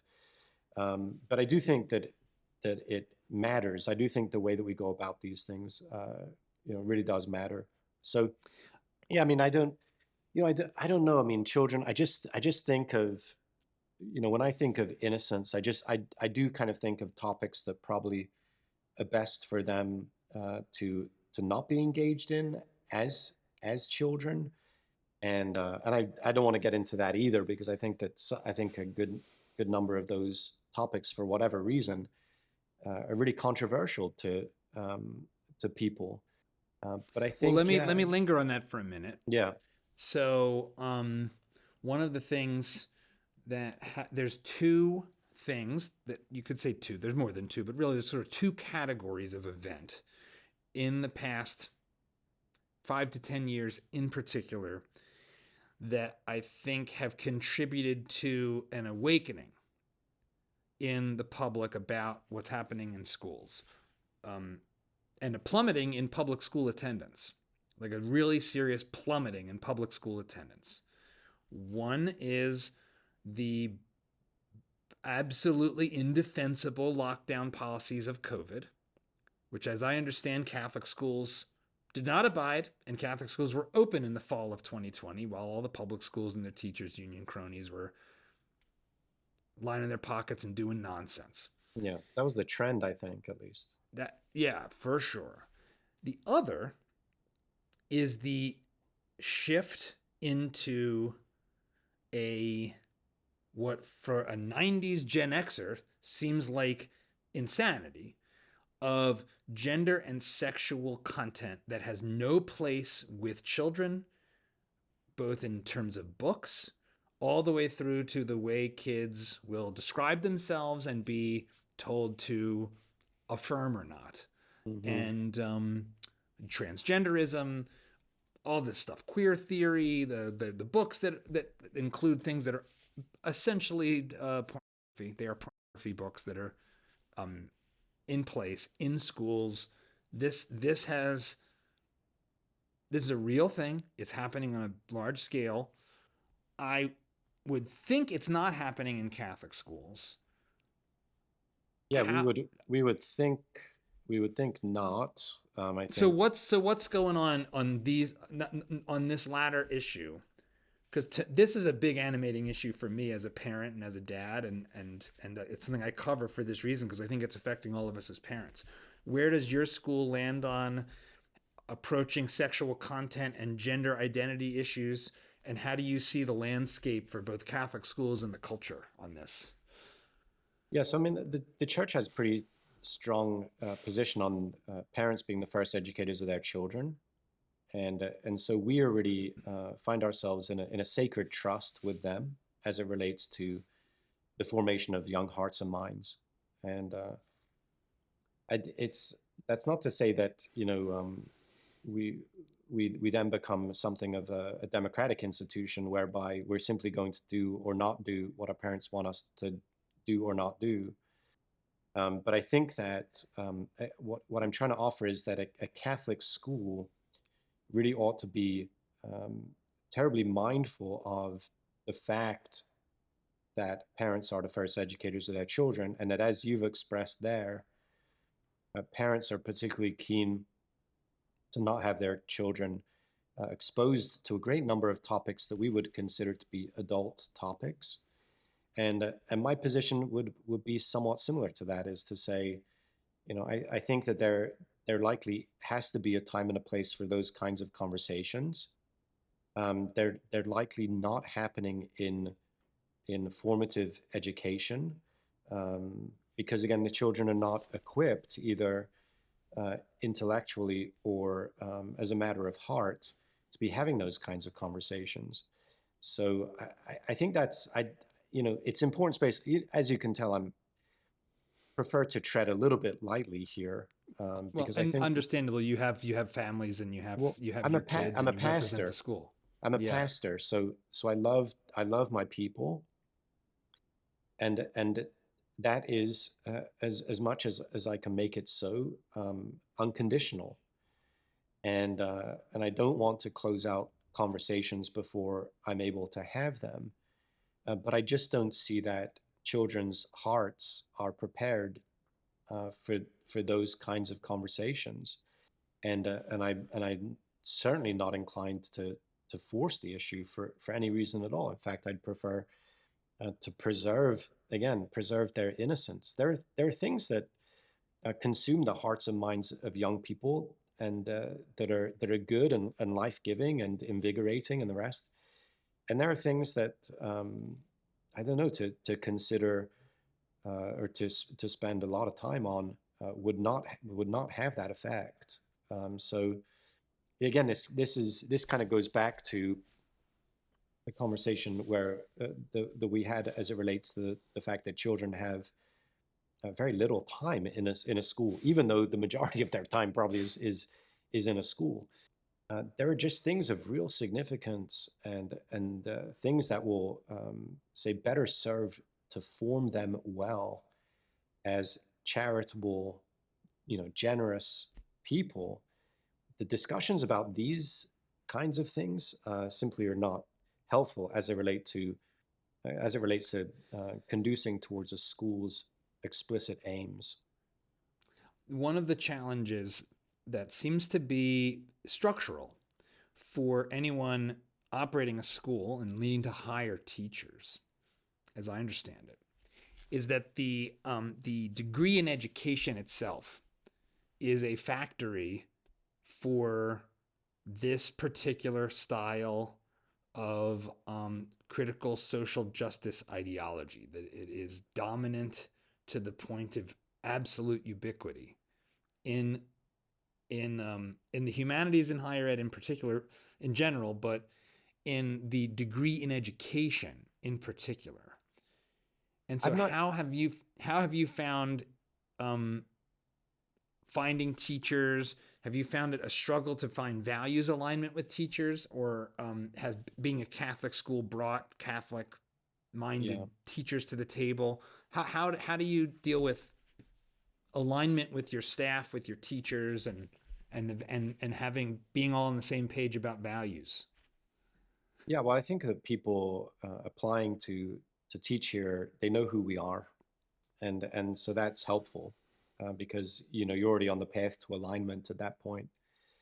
And then really we just we what we want to hear from teachers is not really any sense of where they stand on particular hot topic issues of the day, because they will change from day to day, and people are not ideologues in the fashion that we ourselves are ideologues. So they don't they're not that consistent. They don't conform to a particular, say, sets of beliefs of necessity. So we have conversations with teachers. We want to hear that they are subject area experts. We want to hear that they have that they in fact love the right things.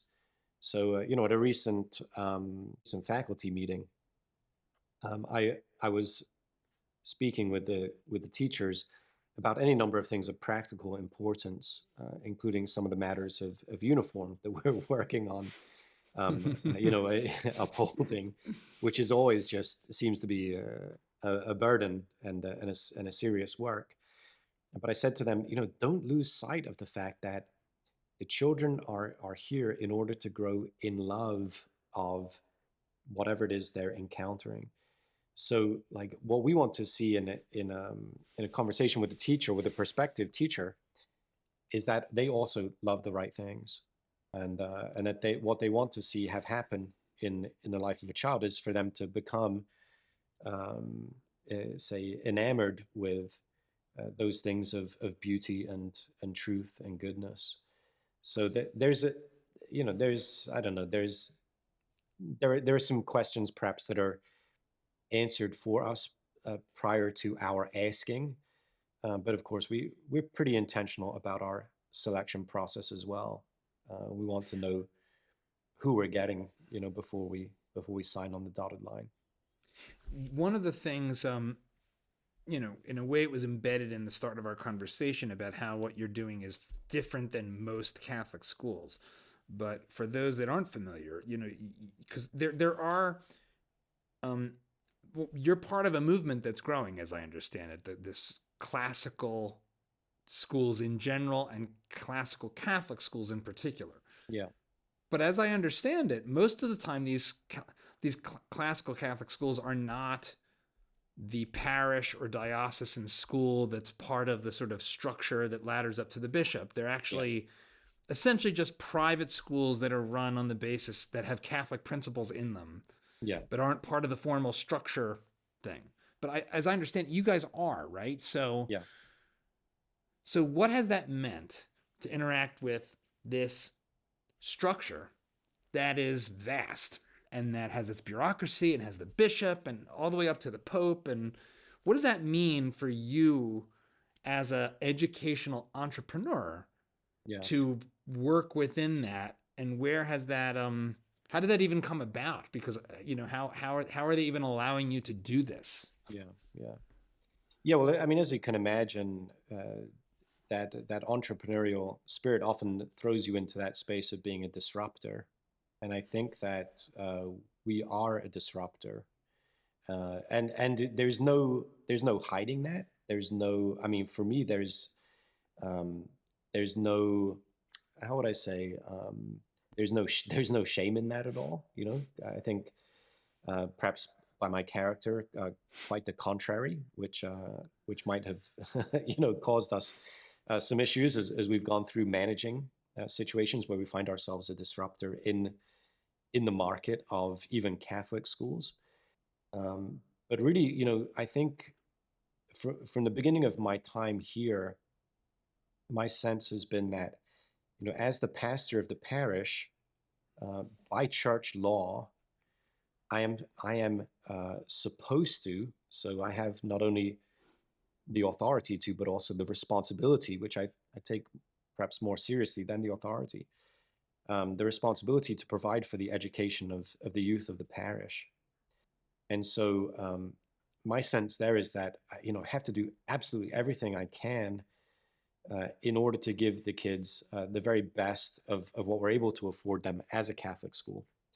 So that commitment led me to embrace what at the time I was only discovering in theory and in homeschooling groups and the like, which was classical education, and then make some moves in order to bring in the right people to help us bring the project to life here in little old Boonton, New Jersey. So there are many challenges there, right? Is one of them is, or at least was, trying to recruit people to move here. I don't think if you take any particular town in America, you're not necessarily going to find the talent that you need in order to do what it is you need to do in order to kind of bring one of these institutions into being. We had the backing of the parish and the backing of the bishop to do what was necessary in order to really to keep the school alive. I walked into a situation here where we had 77 students, and that first year in a budget year that I inherited, I think the school lost something like $500,000 in so that was our operating deficit. That's a lot of money to lose, and given that parish schools operate, say, out of their own budget, so out of the budget of the parish and the school combined, that number really was too much to cover. Thankfully, I didn't find out about that number until months after that, where we had already begun my second year here and our first year as a classical Catholic school. So it was like, let's just let's just go for it. I mean, what are we going to do at this point? You're going to close the school, 2 months into your first year as a classical Catholic school, when certain metrics already seem to be ticking up, right? So we had gone from 77 kids to 95 kids that year, and we had lost a number of kids in the transition. Our tuition revenue was, I think, something like $230,000 the first year, and the second year something like $270,000, right? So that was a Yeah.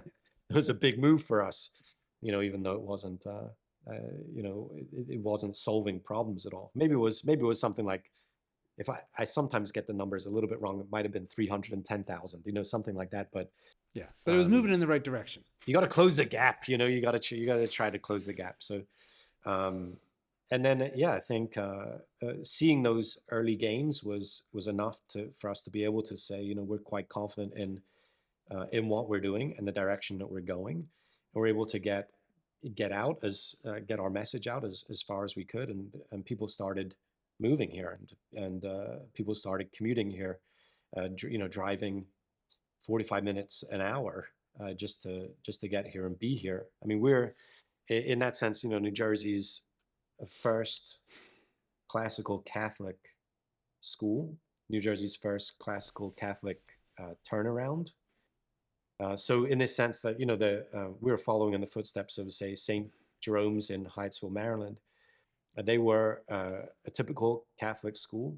And then at some point, at this point, I'm not sure, 20 or 30 years ago at this point, decided to adopt a different platform and pedagogy and content for what they were doing. And then became, I think, one of the first kind of turnaround projects in the state. So in the States. So it's not like we didn't have precedent. We had the support of the movement, especially the Institute for Catholic Liberal Education, and we just really had to have proof of concept, in our particular territory. But since we've established that, really, it's been quite a successful enterprise. So, Father, one of the things that I think is so interesting is that, and I didn't really appreciate this until relatively recently, the extent to which you can be entrepreneurial as clergy in the Catholic Church. And I think the first thing that that I encountered that sort of reminded me of this fact is this recent movie about Mother Cabrini, okay, and how she came to this country and built a network of unbelievable things, of schools and homes for kids and orphanages, and raised capital. And that, to this day, it's like I have members of my family who've gone to Cabrini schools. And I think for a lot of people, even for Catholics, we sometimes just think of priests and nuns almost like you're employees of one big corporate enterprise that is the Catholic Church. Mm-hmm. So for those of us who don't understand what it is that you as a priest do, and that you can be entrepreneurial, and where are you independent versus part of and obliged by the structure outside of the moral law, help lay that out for me. Help me understand the reality of what it means to be a priest, a member of the clergy, and how much scope you have to do things and build things and be entrepreneurial. Yeah, I mean, it's a good question. I think it's just tough to to try to answer that question in someone else's experience. Do you know, in the sense of in different places and at different times, there are circumstances that either allow for a lot of creativity and entrepreneurial activity, uh, or or they don't, right? And I think that I think our time. I'm not sure that there's or that there has been a lot of space for entrepreneurial activity, mainly because I think that we tend to think, we've got our bases covered, right? So the church is a sprawling enterprise, and I think that people know that, and more than likely, without a lot of education on the matter, people probably resent that. It's like, yeah, Yes, the church is so for sure. big, and I was always doing this, and this it's governed by this and that and the rest. But the reality is, right? I mean, Catholic Charities is a massive organization that works for the benefit of all, irrespective of um, class and creed and the rest. So it's a massive charitable organization. Now that is there a sense that such organizations, when they're assumed into large bureaucracies, kind of take on a life of their own? Yeah, I would say that, and I think that it's for every priest and of every time to be able to provide for the needs of his own people. And so this is really for, I would say, pastors, in the sense that, pastors have geographic territories there that are not given them as, say, like a subscriber base.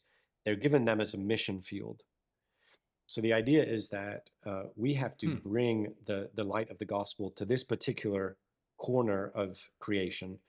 I have to, given that the bishop has installed me as pastor in this particular geography, I have to care for the people of this particular geography, and part of that is to say then the church, which is a mission, and say the bureaucratic structure of the church, which is a mission, uh, is oriented towards uh, the um, the proclamation of the gospel in particular geographies. So that's not to say that that I can't minister to people who live in different areas. It's to say that as a matter of, say, importance, as a matter of first importance, I have to be concerned about the people in this geography, because there's not anyone else to be concerned about them in this geography, right? At least from the kind of Catholic hierarchical perspective. So in that space, I believe that every pastor has the responsibility and the authority to do what will best serve the people in the particular geography. Of course, that's formed, it's shaped um, by the pastor's relationship with the bishop, and that sometimes is shaped by the bishop's relationship with his own staff and bureaucracy, and with his priests, and how he wants to manage that. So yeah, it's a bit of a tough question to take on, but I think it is significant. I mean, look at Cabrini is certainly an entrepreneur, but she's an entrepreneur in the realm of what matters to us. So she's particularly concerned with the care of all people. Certainly, though, she's given over to the care of Italian immigrants, and in that space, the needs of the people, right, are say hospitals and schools and the like. So many hospitals and many schools exist because of Christianity. It's just that's the way it is, right? I mean, there was the prevailing sense among Christians of particular times, and really I really shouldn't say it like that. it's, from the beginning, precisely because we've been a people of the word, capital W, from the beginning. The education of people has been a real priority for the Christian people. So schools are, say, a somewhat natural byproduct of that, especially when we get into the establishment of schools, which are probably not that old, and they're just a bit older than compulsory education. But Right. certainly the church cares about the formation of minds, as well as the formation of hearts. And then the church cares about people's physical health, just as it cares for people's spiritual health. And very often, people might be inclined to pit one against the other and say, well, it's either that or it's that. And of course, the church owns this great both and tradition where we say, no, it's both physical and emotional and mental and spiritual, and right. So we want to care. We really want to care for the whole person, and want to see the whole person flourish. That means any number of things, right? It means that we have to be in the business of feeding people. It means that we have to be in the business of mental health and wellness. It means that we have to be in the business of education and so on and so forth. You you have an unusual accent. That is New a Jersey. mix of some It's a New brogue Jersey accent. and New Jersey that really comes out when you say class instead of class. Yeah. Give me for my viewers, tell you know lay out your background a little bit. Like, where are you from? Yeah. And your schooling, because you're very well educated. You are an educator, but you spend a lot of time in higher education Right. yourself. Right. Yeah. Lots of questions. So I Tell was your story I was born. briefly, relatively Yeah. briefly. Yeah. Yeah. Yeah. Yeah. I was born and raised in England, and we started off up north, near Nottingham, and I was born in Beeston. Just for everybody else who's out there who was born in Beeston. Okay, so um, we moved south with my father's job. He was at one point, really wanted to be a college professor himself.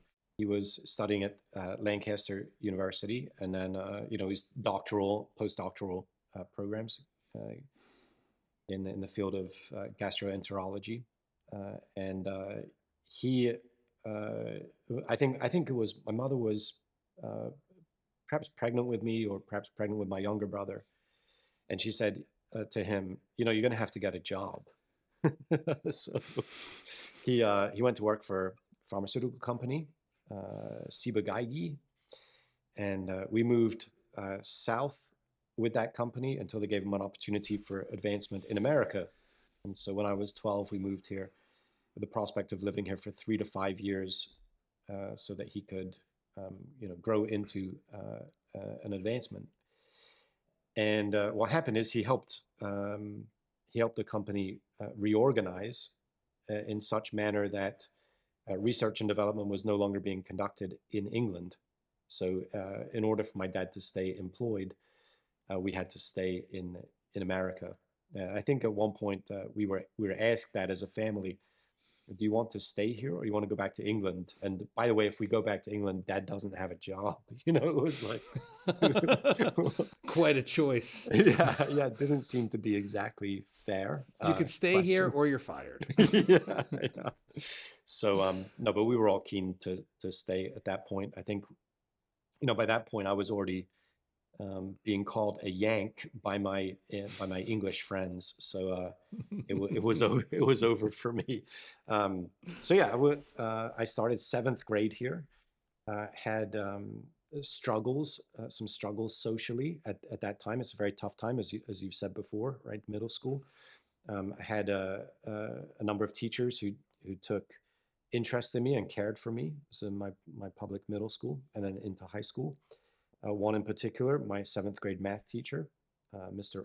Odenwelder, just really, I think for the first time allowed me to kind of grapple with truth, logic, reason, um, and helped me to understand the order of things, which was really significant for me, and kind of allowed me to wake up to the possibility of pursuing truth as, say, like an, a worthy end in itself, right? A noble pursuit. So yeah, I took that into high school, my local public high school, small school. I graduated with 120 kids, but I think the year before I graduated, that school probably put 20% plus um, into Ivy League schools. So this is the strangeness of New Jersey. I Yeah, New graduated. Jersey. I think of New Jersey in a lot of ways as a microcosm of the whole country, in that it's it's I think it's still the highest per capita income in America is in New Mm, Jersey. That's entirely in the north, and it's also called the Garden State. It's also got a south-north divide that is yeah, super vast culturally yeah. and economically. So it really is. It's a and of course we got Jersey Shore and all the rest of the stuff that makes Jersey have kind of a bad reputation, and you know the Meadowlands and the mob and the corruption and. I was born in Philly, You're gonna and get me in trouble here. You're gonna get me in trouble. well, I was born in Philly.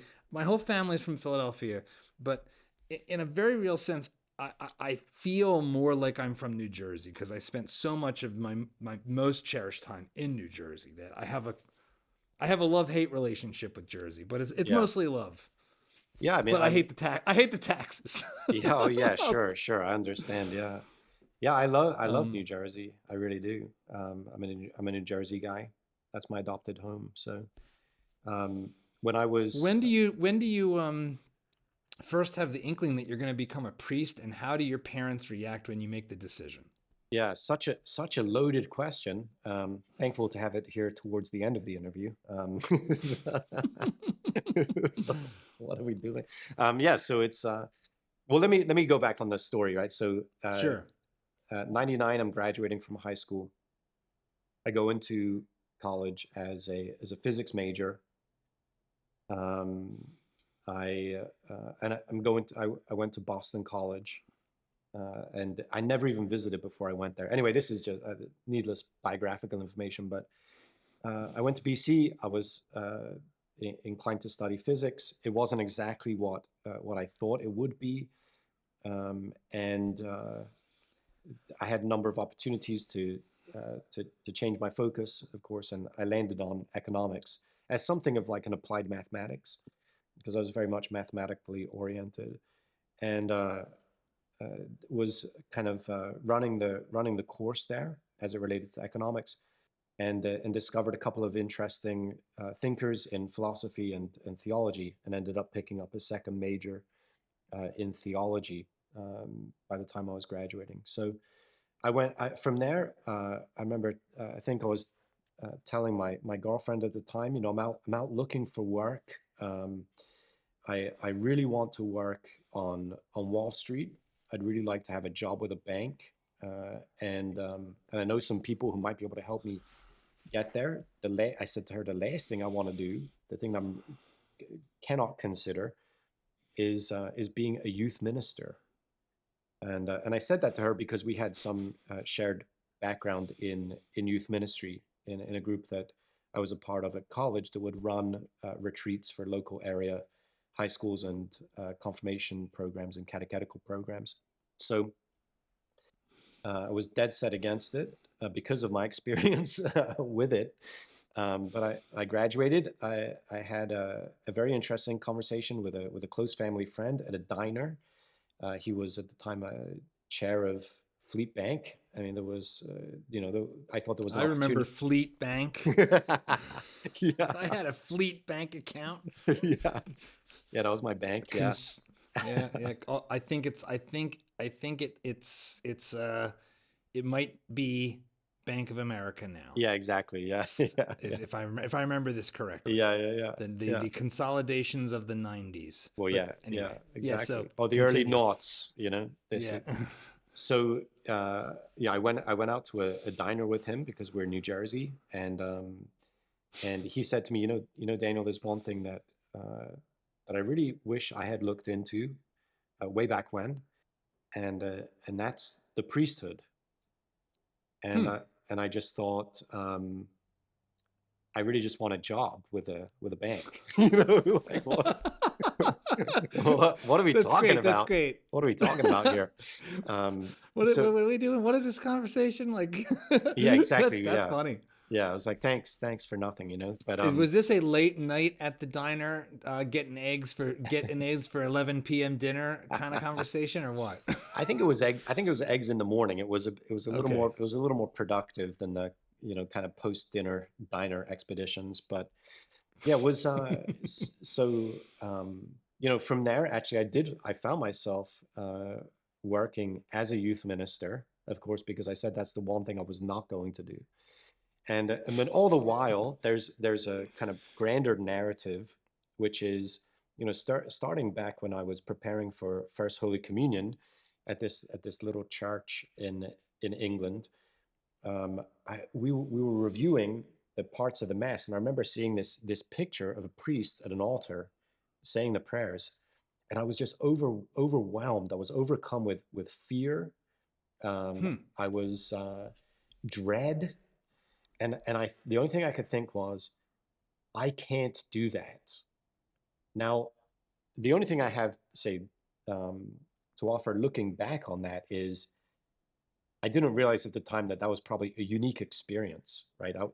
I look around the circle of kids with their first communion books, and little Johnny's picking his nose, and Sherry's twirling her hair and whatever, and I'm like filled with dread at the prospect of you know uh, being a priest. It's like, and I also Yeah, that's should. actually a bizarre. Yeah, Why would it even occur to you that you yes, might do it? It's a very exactly. bizarre thing. Well, I think that's the point of the call, right? So this is like it's a call that's coming to me from outside, and I'm actually saying no, right? So, and this goes right along with who I am as a human being. I am oppositional defiant, right? Which is probably why I've been able to live into some of the controversial moves that we've had to make, or experiencing opposition here, there, and all over the place, for any number of things that we're trying to do. It's like, yeah, I'm oppositional defiant, so it really doesn't matter.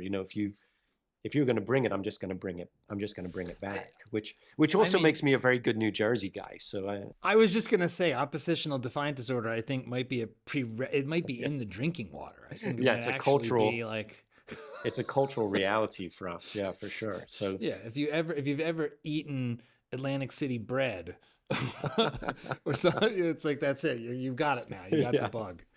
yeah. So the story then is like, every now and again in my life, I'm I find myself saying something like, I'm never going to be a priest, right? So I'm becoming a youth minister, and I'm saying, well, I can see myself as a youth minister, but I can never see myself as a priest. And it's like, why would you even say that, except for the fact that something is kind of pressing on you, and that very much was my experience. So anyway, I was out of college, full-time youth minister for a couple of years, and then I started taking classes in philosophy at a local seminary. And I was working at the time, staying at home. But by the time I was finished with that year, the bishop asked me if I would study for the priesthood and go to Rome. So I went to Rome, even though I was still quite anxious about the likelihood of my being a priest, and did not want it for myself. I spent 2 years there in just complete struggle. I mean, praying prayers, at the end of the night to God, saying, please do this in my sleep, because I cannot do it while I'm awake. I just can't conform my will to yours. There were some crazy things that happened, including a 30-day silent retreat, and some other such experiences that both say brought me down to nothing really, and then kind of allowed me to the opportunity to be built back up in not only the way of God but the will of God, as such that I could embrace what it was He wanted for me. So I finished my studies in Rome were say a 3 year. What it is it's an MDiv plus, and it's an academically oriented degree. It's called a bachelor's in sacred theology. So it's beyond a master's degree. There, it's what we call the first cycle of theology. It's so that degree was 3 years. I studied at the Pontifical Gregorian University, which I was still contend is the premier theological university in the world. From there, I went to study moral theology at the Alphonsian Academy, which is run by Redemptorists and has easily, the longest tradition on moral thought and reflection, and really a world class faculty and experience. So that was the 2 years after those 3 years. By that point, I was a priest. I came home. I began to serve in a parish. I So you remember skipped the being in. part where you talked to your parents about being the priest. Yeah, wow. Had that Well, that conversation I go. mean, yeah, it went okay. I mean, I think that it's a conversation that happened prior to my going to Rome. I remember actually once my dad and he took me out to one of the steakhouses near us, and he said, Daniel, he said, I know a lot of guys who perform at a very high level, for their work, for their career.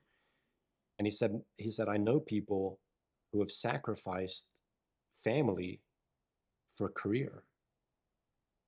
And so what he was saying was, at least the message that I was receiving at the time was, it's not actually super extraordinary for you to give up family in pursuit of something else. Hmm. And it gave me some comfort to think that it wasn't just, say, a peculiarity of the priesthood that I would be asked to make that kind of sacrifice. And I think that my dad knew my heart there. He knew that from a very early age. I'm talking about like probably 6 or 7, and I have these. I don't even know what they are. Like pseudo romantic relationships with girls, and every single one of them, I think that I'm going to marry, right? So it's like there's a certain kind of being acculturated to that reality, and then having to do an about face on that was just he knew that that was a real challenge for me. My mother at the time was um, was already a daily mass attendee and communicant for some years, so she was very committed to the faith, and I think that for her, and of course also for my dad, it was not a bad thing for me to be pursuing at least an answer to my question of whether or not I was being called to this and what I should do with that. Um, but their sense of things, I think, was always to prioritize me, and I can remember conversations with them and other family members that really centered around making sure that this was the right move for me.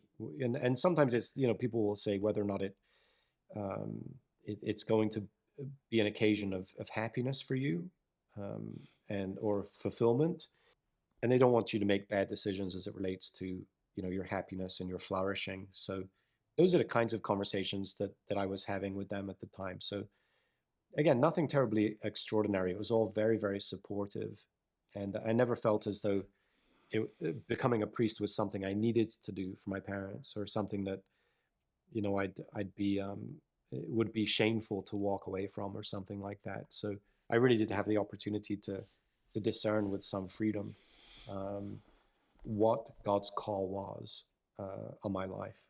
So yeah, It's that's it's a very yeah. Go ahead. interesting thing that because we live in a time where um, at one level participation in church and in organized religion more broadly is in decline.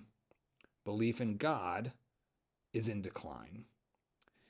And yet there is also this the movements that are growing are the ones that you could say are the most intense. The return to Mhm. the Latin Mass. You know, what you're doing with classical education is rigorous and it's philosophical and it's not milk toast. So Yeah, yeah. it seems to me like, and I'm experiencing this personally, and and my intellectual circles, and this might be pattern recognition, but I don't think so. I've had too many conversations like this for it not to seem like there's a movement happening of a I don't know what you want to call it, a realization that we need this thing. Hmm. Hmm. Um, you Yeah, know, well, when you have, I mean, Richard Dawkins describing himself as a cultural Christian, I mean, there's something to marvel at there, yeah, there's and you have any number of public figures, but say pledging their commitment to Jesus. This is quite remarkable. so how do you as we come to a close and in our epic conversation, how do you think about the path of faith in this moment in America, and maybe just even more specifically in as you're experiencing it in your community, you know, where is your sense of optimism? Where is your sense of pessimism? Um, Yeah, well, I mean, I think that I'd rather talk along the lines of hope, and hope really does spring eternal because Jesus is risen from the dead, and uh, and we're yet to live fully into that paradigm. I mean, that is a world and knowledge and truth shaking event, and it takes a lifetime, I think, to grasp it and grow into it, or many lifetimes. So I think there's what I'd say is that Jesus is making himself available to us, and we talk about milk toast, and the things that are milk toast seem to be dying off and fading away and the like. And I would say, well, yeah, I mean, Jesus is anything but milk toast. But what is it that animates him, and then what is it that animates members of his body, the church? It's the spirit, and it's charity, right? Because God is love. And so if we're open to God working in us and through us, then we're not only going to be experiencing renewal ourselves, but we'll find ourselves part of the plan that God has to restore his entire world. So there, when you talk about narratives and plugging into narratives and finding purpose and having hope and cultivating lives of joy and the rest, I think that Jesus is the way and the truth and the life. So if we want to find the way, if we're ready to embrace the truth, and perhaps even if we're not, if we want to find a way for ourselves, then it is on offer in Jesus. this show's called Dad Saves America because I believe that as men, um, our role as father um, is heroic and gives us the opportunity more than I think just about any other, just about, to make the world a better place, to transform our family, our community, and then the country in that order and in that way, because our actions are in that way. We don't get to manipulate the world. We get to impact people one on one, and it goes from there. Yeah. And while your vow of chastity means you won't have kids, you are a father of a different sort. So, how do you understand your role in this American narrative, this American story? Hmm. Yeah, I think it's actually to take up a position that I'm free to take up in America, right? At least in this day and age, and that's to live a life of to live a life by faith that is inspired and animated and sustained by charity. And what I want to do in my particular way as a man and as a celibate man is to love. Right. I think it's significant to say that okay, God is love. He wants to love His world into life. But the reality is that He's not calling us simply to be, say, empty vessels of His love. I mean, His love takes a particular form in us, and it takes a particular form through us. So I think it's, being drawn into that life of faith, and to come closer to the really to the beating heart of God there, is to be awakened to also the demands of charity, and they are many.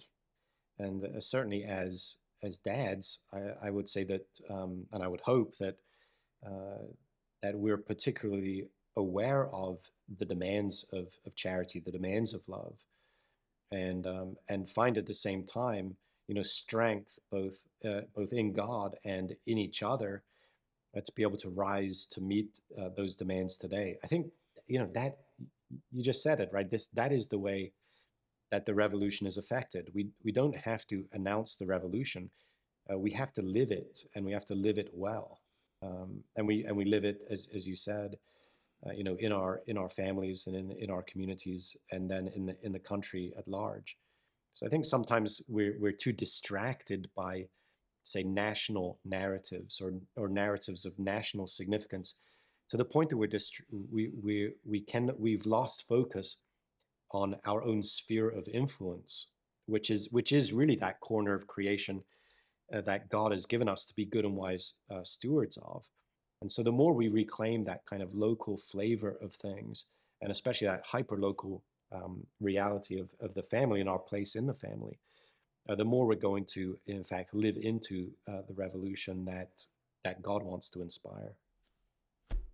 Father Daniel, thanks for being on Dad Saves America. It's great to see you again, my friend. Thanks, John. Great to be with you.